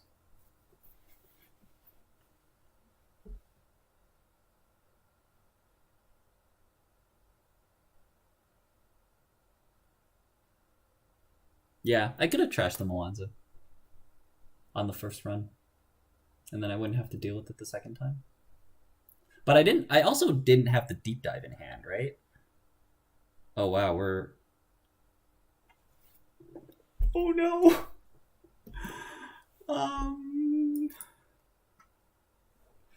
They took the play back and then played Dirty Laundry, which gave me the $2 that I needed to res the Hydra. Oh no. Oh no.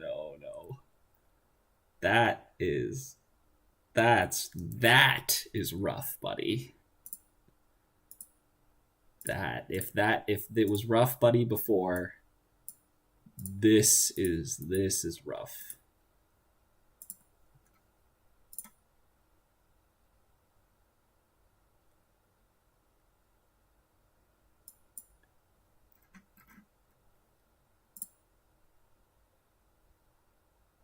Okay.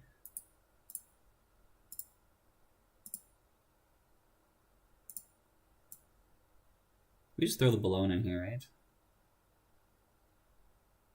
Yeah.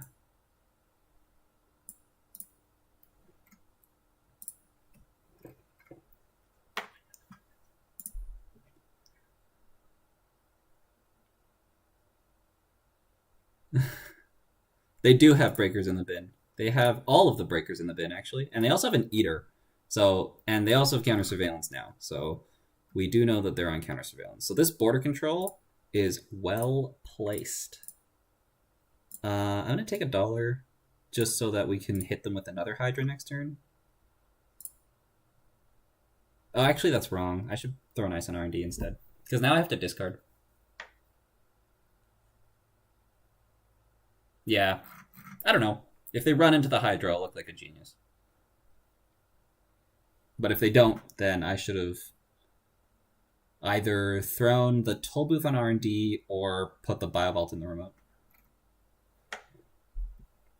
But they also played a gamble, so... Yeah, maybe I should have just, like, put a toll booth on R&D. Because now I have to discard. I might milk it a turn. I probably... Oh, I can, actually. I totally can milk this a turn.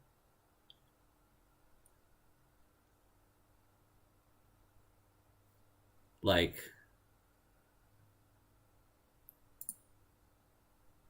Eater. Okay. Yeah, I totally can milk this a turn if I want to. Do I want to? I think I do.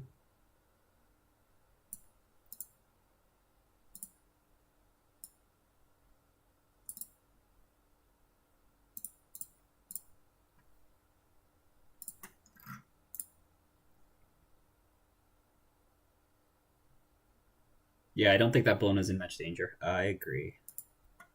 We're gonna get a third advancement because we're gonna prepare for a top deck Rashida.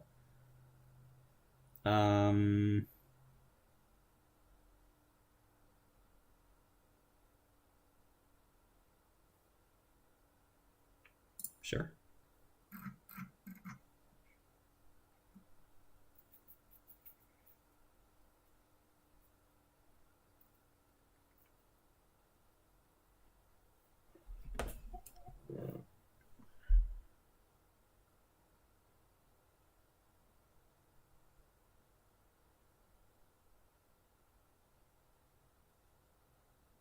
This is just really bad for the runner.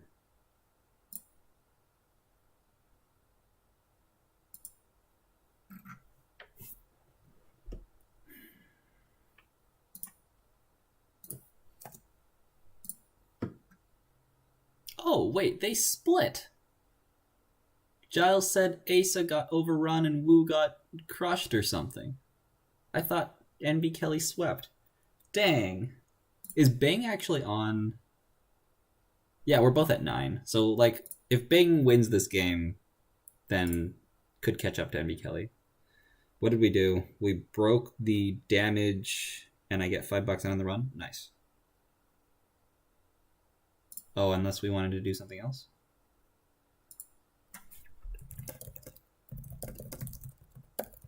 Oh, okay. They're fine. They're going to run into an IP block. Sure.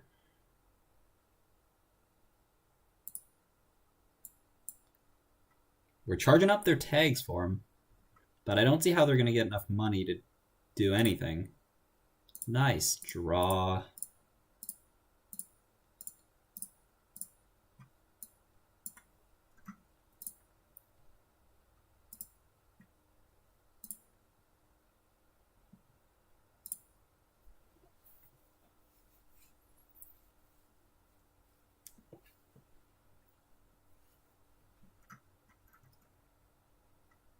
Hitting 0. Losing Amakua. We have a lot of breakers in this deck.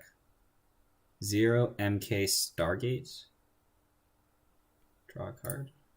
A lot of breakers in this deck. Okay. Let's get this going. Let's install... Get another ice on here, maybe? We don't need another ice on here. We might as well.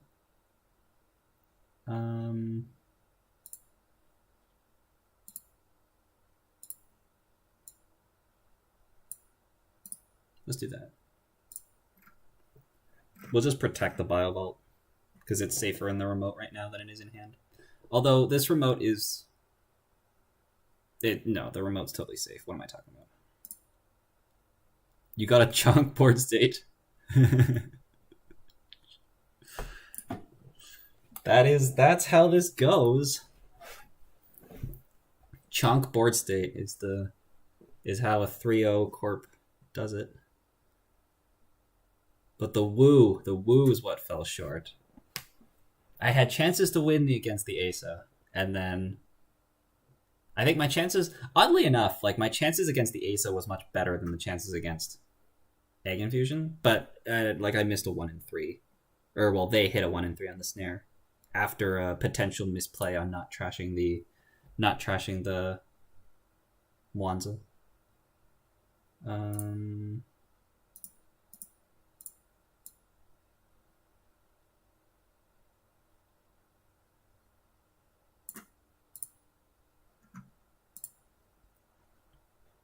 Okay.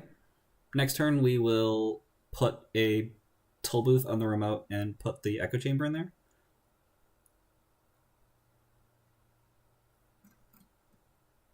Zero.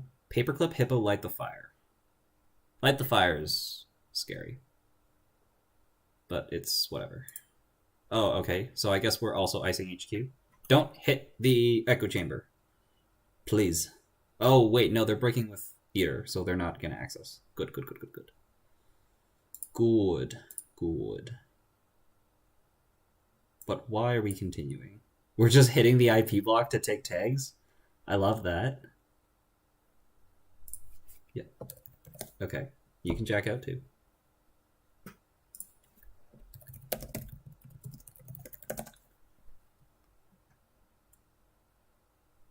Oh.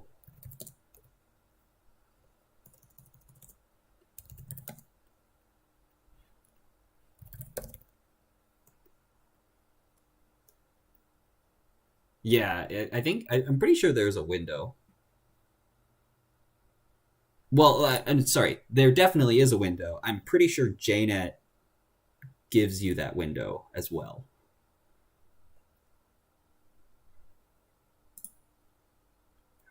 Can you jack out right now? There we go. Yeah. Okay, so we take $3. Endless EULA is fine. Let's install this thing here. Let's install the toll booth on each queue, and we'll put the Archangel on server 1.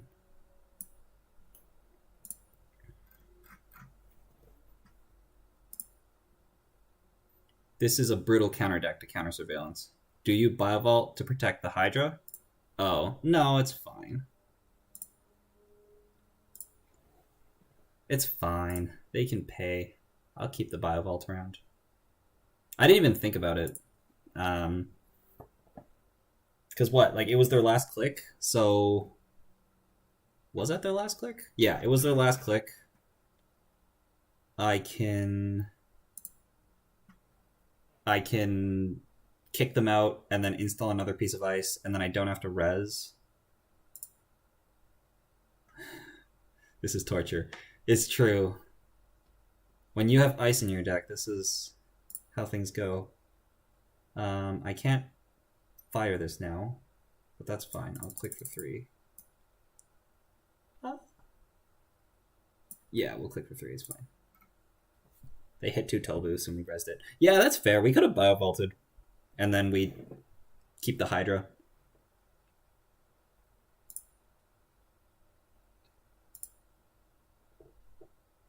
Yeah, I didn't think about that at all. Biovault, kick them out. Install over top. And then I pay like $2 instead of paying 8. But I paid 1 anyways. So I paid $2 instead of paying 9. So I'd have an extra $7 right now and a Hydra on HQ. But they'd still have a Hippo. I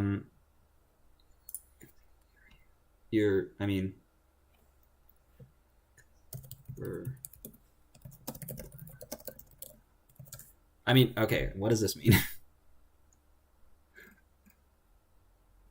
Oh, it's time in the round. Fair enough. Yeah, it was a long first game.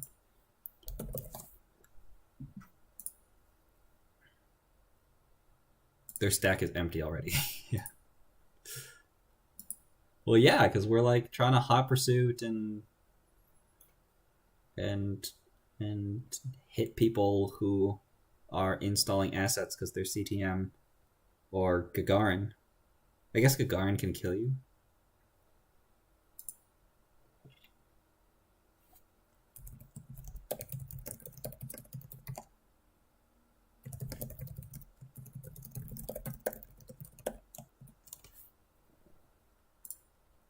Okay, they did fire 2 labor raids. Okay, wait, are we done? I think we're done. I pulled the crew before round 1. Most people was cool with no cut. I'll be running my circuit opener at a similar time of day online after Midnight Sun comes out, so people hungry for cuts can get their fill there.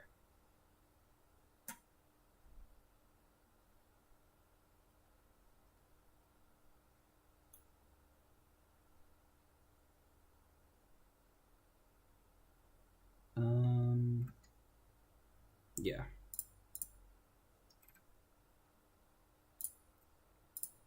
Okay.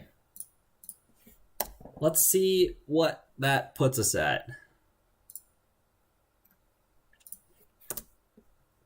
Oh, do I need to report?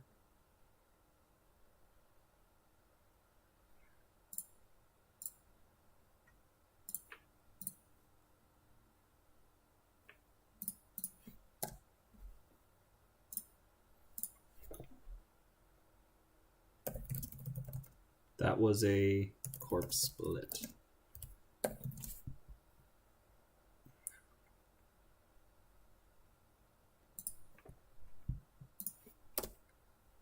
There we go. After 3 rounds, we are up at 15, up at 12, and Mbika is up at 15. How does that work? If I had swept, my SOS would go down to 3.3. Yeah, if I had swept, my SOS would go down to 3.3, and then I would lose to an extended SOS. I'm pretty sure.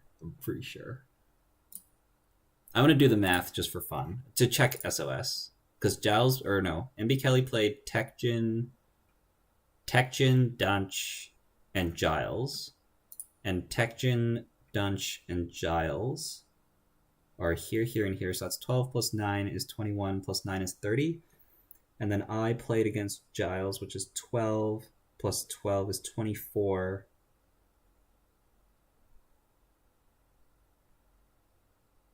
And Patrician. Oh,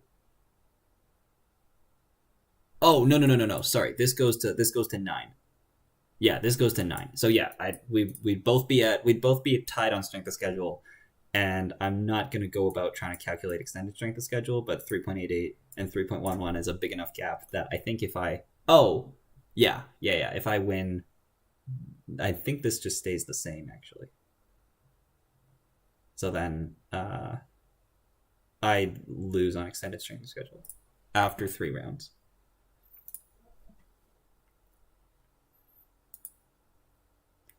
Okay. Those were some aggressive event runs. Yeah. That was probably a while ago, hey. It was like 4 minutes ago. Okay, yeah, I think that's it. We're done for the tournament. Double IP really set me back along with the rest of your ice. Yeah. They're just having a chat in Discord. Yeah, that was good. I think after that, like today I was really trying to look at Woo and see if it felt good enough to play at US Continentals or US Nationals. I think I'm definitely gonna play the Woo for the team event because I'm the resident Shaper player, and that's the Shaper deck, and I have fun playing the Woo. The Asmari's good. I mean, it's the deck we took to Worlds. It's the deck that we did really well at Worlds. I didn't do that well with it, but like Rust Rider and Bridgman did really well with it, and the deck itself is really, really good. So, yeah, I mean, the Asmari, I guess the Asmari performed as I expected it to, just because we tested it a lot, and we know that it's a really good deck. The Woo is the new one. I'm just trying to reflect on like how those 2 games could have gone differently.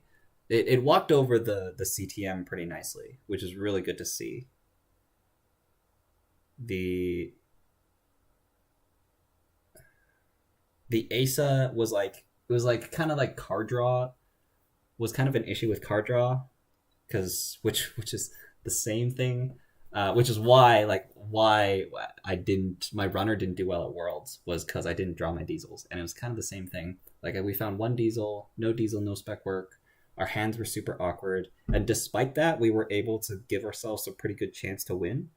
But we were only given a good chance to win because I think Giles misplayed a couple times.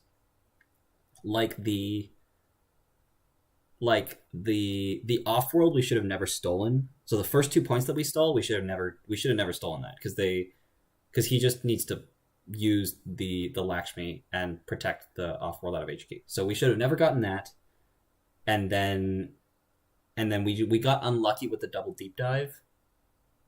And I guess we missed a 1 in 5 out of HQ. And we also like we could have ran the Gatekeeper remote and stolen the Luminal, but that's also a play that it's interesting because it was like it's a misplay that signals to me that that's not an agenda, which worked out in the end for him. But even if he did reveal it to me, all it does is protect it.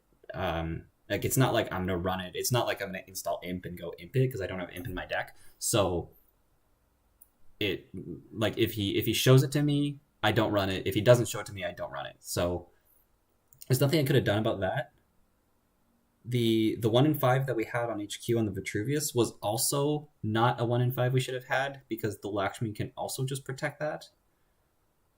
And yeah, like we could have, and we also shouldn't have stolen the Vitruvius out of R&D with the deep dive because he also can just Lakshmi to show the Vitruvius in hand to protect the Vitruvius in R&D. So really, we actually just stole GFI that game because we ended the game with off-world GFI Vitruvius, but we really should have just stolen GFI, and the other 2 agendas we should never have gotten. So we had a chance, but it was only because Giles missed a couple Lakshmi triggers. Yeah, and then the AgInfusion, whether or not we trash the Monza, we could take a look at that actually before I go. I think Greg's Tau deck is a bit better, I think. Greg's Tau deck? The first game was horribly marred by those dead draws. Yeah. What Greg's Tau deck are we talking about? Although I look at Tau and I'm like, can I play Wu instead? This, if you want to play a competitive non-combo Shaper deck, this list will allow that. I wish I had something worthwhile to say about it, but honestly the games are more interesting with this deck than the slots. I'm not playing Misdirection because I've maintained a fantastic win rate versus CTM HHN decks without it. I can see that. Amakul, Begalter, Paperclip Unity, Clot Rozeki, SMC, and we've got 2 deep dives, 1 Beth, 2 Anacams. So this is, yeah, okay. So this is Reg Shaper with, we got a Fenris with pad taps. So what if we compare this to what I played? If we compare this to what I played, there's no, like, we're getting rid of like the pawn shop engine. We don't have the early ability to mayfly out runs. So it's like rather, so doesn't this lose to PD though?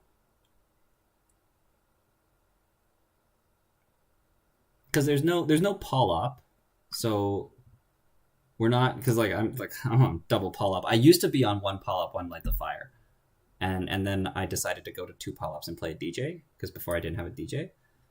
But this just loses to PD, right? Because there's no like flame out overclock mayfly, so you can't contest early. You have to set up your Rozekis. You can try to burst with Gamble, Creative Commission, and then install SMC and run. And then you have to like install your breaker out of your R&D, out of your deck. You have to break Gatekeeper for $7 the first time, because if Unity is the first breaker you install, Gatekeeper costs 7. Like pad tap is good. Like I really want pad tap in my deck, but I don't know, not really, to be honest, because the way that I play Shaper, I just give the corp a lot of money and then I can take advantage of that because I can just break things for cheap, so I don't care how much money you have. So pad tap in some ways could be better. Could be, other cards could be better. Yeah, this has a PD problem, is my initial reaction. I'm missing a bit of chat. Those lost games look rough. Sorry to not have a redemption cut. Yeah, a redemption cut. A top 4 cut. That'd be good. I've been trying deuces in Tau, just makes things very consistent. I like deuces a lot. Especially if you're not on misdirection. Like, deuces can serve as a bit of tag tech as well. is like Rob Sleeve, just play perfect and win. I think you could swap the Caldera for Polyp. Yeah, and then you can get one Polyp in there. Because this looks like it has a serious PD problem without a Polyp. But also, I think it has a PD problem anyways, even if you have the Polyp. Also, you get going really fast because your deck is very slim. I can see that. Greg's tiles like Rob, Steve, just play perfect and win. Yeah, this reminds me of Steve, and I would rather play Steve, actually. That's actually a good point. Like, I played Steve at Worlds.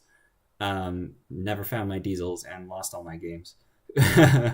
but it does feel like Steve. Except, okay. It's Steve, but it has Clot Simul chip, which is very big. I do like I want to play Shaper because I want to have Clot Simul chip, and if you play Steve, you can't play Clot. But Steve, you can get Steve triggers. You have Bravado, which is a really good card. You have Boomerang. You have Diversion of Funds. And then like Pad Tap is in faction, and you can actually deny economy a lot better. And then like Pad Tap just fits in Steve a lot better, or in Crim in general. Yeah, I would imagine Steve is better. But again, if you want to play a competitive non-combo Shaper deck, the important part is if you want to play a Shaper deck, then this is great. See, you can't compare this to Steve because that's what I see. Because Greg wrote, if you want to play a Shaper deck, then he's like, here you go.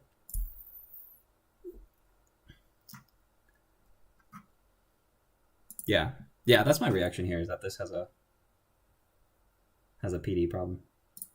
Okay, I want to take a quick look at the AgInfusion game. That turn where I didn't trash the Mwanza. I think, if I remember correctly, I didn't have the deep dive in hand yet. So I wasn't thinking about deep dive, which is like not an excuse, it's a mistake, because I should have been thinking about deep dive. But I'm pretty sure I wasn't thinking about deep dive, which is why I didn't trash the Mwanza, because I was thinking, if the Mwanza stays here and like for the rest of the game, I can kind of like sit back because I'm not going to run HQ that much because I'm a control Shaper. I'm just going to sit on your remote, and the Mwanza on HQ is going to be a problem because if agendas build up on HQ while I'm sitting on your remote, then I can just pick a turn, run HQ, and access 4, which is why I wanted to keep the Mwanza on HQ. Oh, we actually missed the snare. Look at that. So we ran. This was the hand, and we accessed Celebrity Gift, Send a Message, Ravana, and Rashida, and we missed the snare. So he could have hit the snare. Okay, no, so the deep dive was in hand.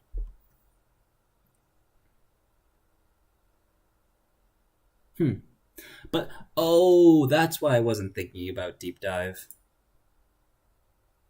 Mwanza, you access 5. Well, you access 4 in Mwanza. But yeah, you access 5. But yeah, you access 4, and then you access Mwanza. The reason I wasn't thinking about playing deep dive is because I wasn't going to commit to running centrals with an AgInfusion boob. So after the Fairchild 2 was rezzed, like I end my turn, right? Like I have 2 clicks left, I do whatever, I end my turn, and then maybe I can deep dive next turn. But I was expecting them to install the Ravana or something somewhere. And if you install something somewhere, I have to try to like run that first. But I guess that's fine. I guess that's only an issue if you install 2 pieces of ice. But of course, this is me looking at their hand knowing that they only have 1 piece. But they might top deck an ice. So after this turn, if their turn goes like Ice Archives, Ice HQ, then we can't deep dive. Because I have to like run one spot. Maybe they res something, and then because I just gave them $10, so they can like res a Nancy. I have to deal with it. And then when I run the other unres dice, then they boot me back into the Anansi. And that's just bad. And I don't want to commit myself to doing that, which is why I wasn't thinking about deep dive at all. But then the reason we ended up going for the deep dive, first of all, we missed the snare out of HQ, and we accessed the 4 cards that wasn't snare. So that was lucky and then unlucky. Because in a way, I'd rather hit the snare now. I don't know. Yeah, if we hit the snare now, but it's like a, how many cards do we have in hand?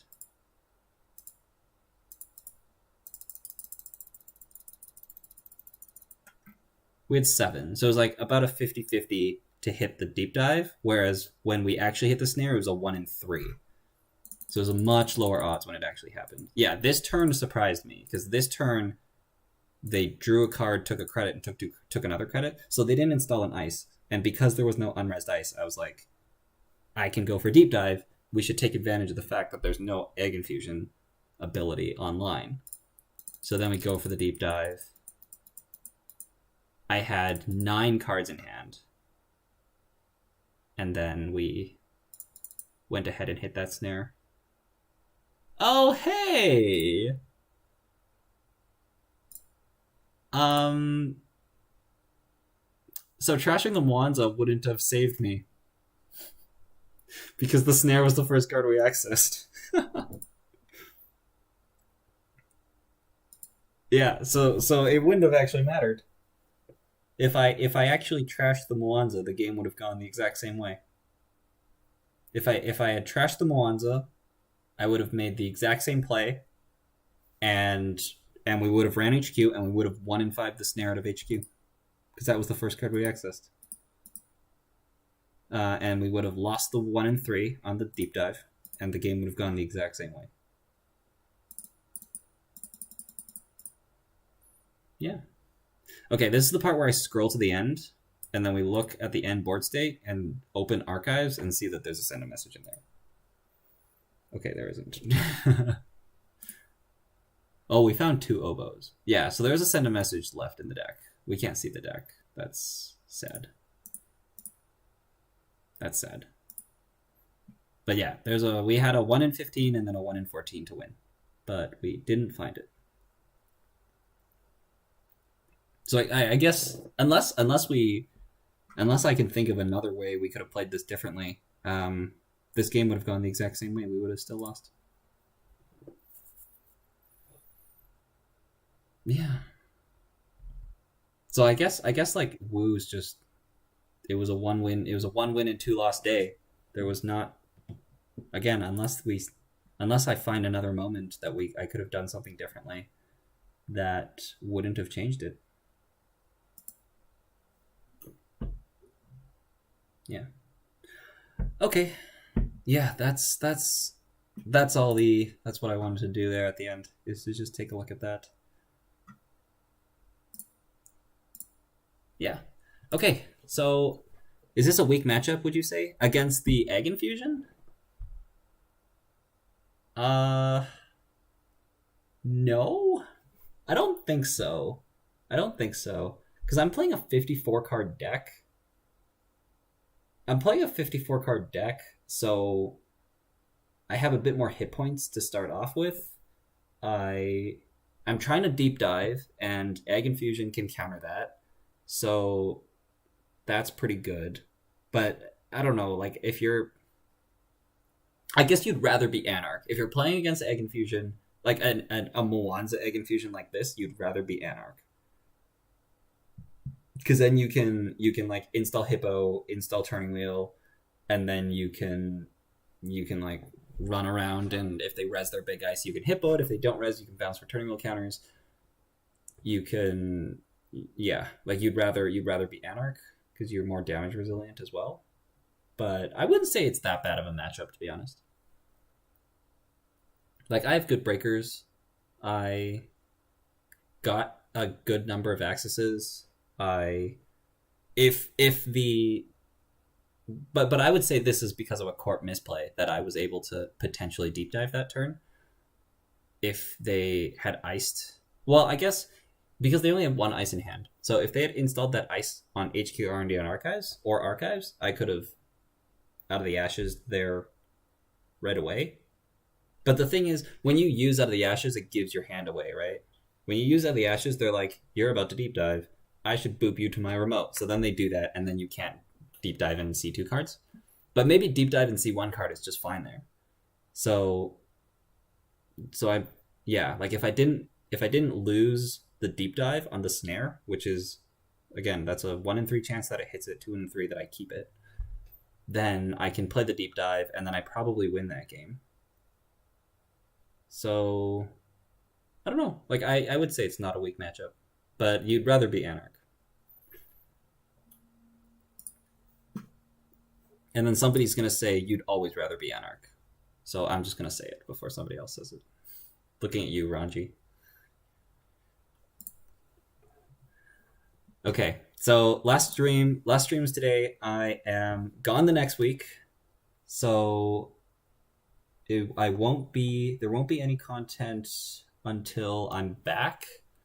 I will probably do a video about what happened at Nats, but that'll be afterwards. So I don't think I'm gonna like pre-record anything and then release it at a scheduled time. I think I'm just gonna do a video or do a stream after, depending on how things go. And then there's also spoilers, right? So when I'm back, and I'm back on the next Friday that I'll be back will be the 15th of July. So I'll be gone next week, the week after. Yeah, I'll be gone next week and the week after. And then I'm technically back on the 14th. And then on the 15th I'll be streaming again. That's a Friday. So I'll probably talk about US Nationals then. Talk about what happened. And then as you may have heard, spoilers is happening on the 11th. It's starting on the 11th, and I think I'm gonna have the ability to do some spoilers as well. I'm not sure. So if that happens, it might be on the 15th. If not, maybe it's on the 22nd, or I might make a video and it might not even be a stream. But I'll probably make it a stream. So yeah, we'll figure things out from there. Okay. Yeah, that's all. Thanks everybody for watching. I think it was a good tournament. It was like the first tournament I've played in since Worlds. And then we'll be playing at US Nationals on the 9th, the team tournament on the 10th. Very much looking forward to that. Looking forward to traveling, seeing people. Scoops, good luck at US Nationals. Thank you. I look forward to it. It's in-person play as well. I haven't played in person for years. So let's hope my Rozekis will earn me money and my daily casts will drip, and let's hope that, I don't know, there's gonna be things that are just gonna be missed because it's the first time for many people who've played in person. One big thing is if you have Maw in your deck and you trigger Maw, if you look at the card, it's a game loss. So don't look at the card. Yeah. Anyways, yeah, we'll see everybody on the 15th. And yeah, thanks everybody for stopping by.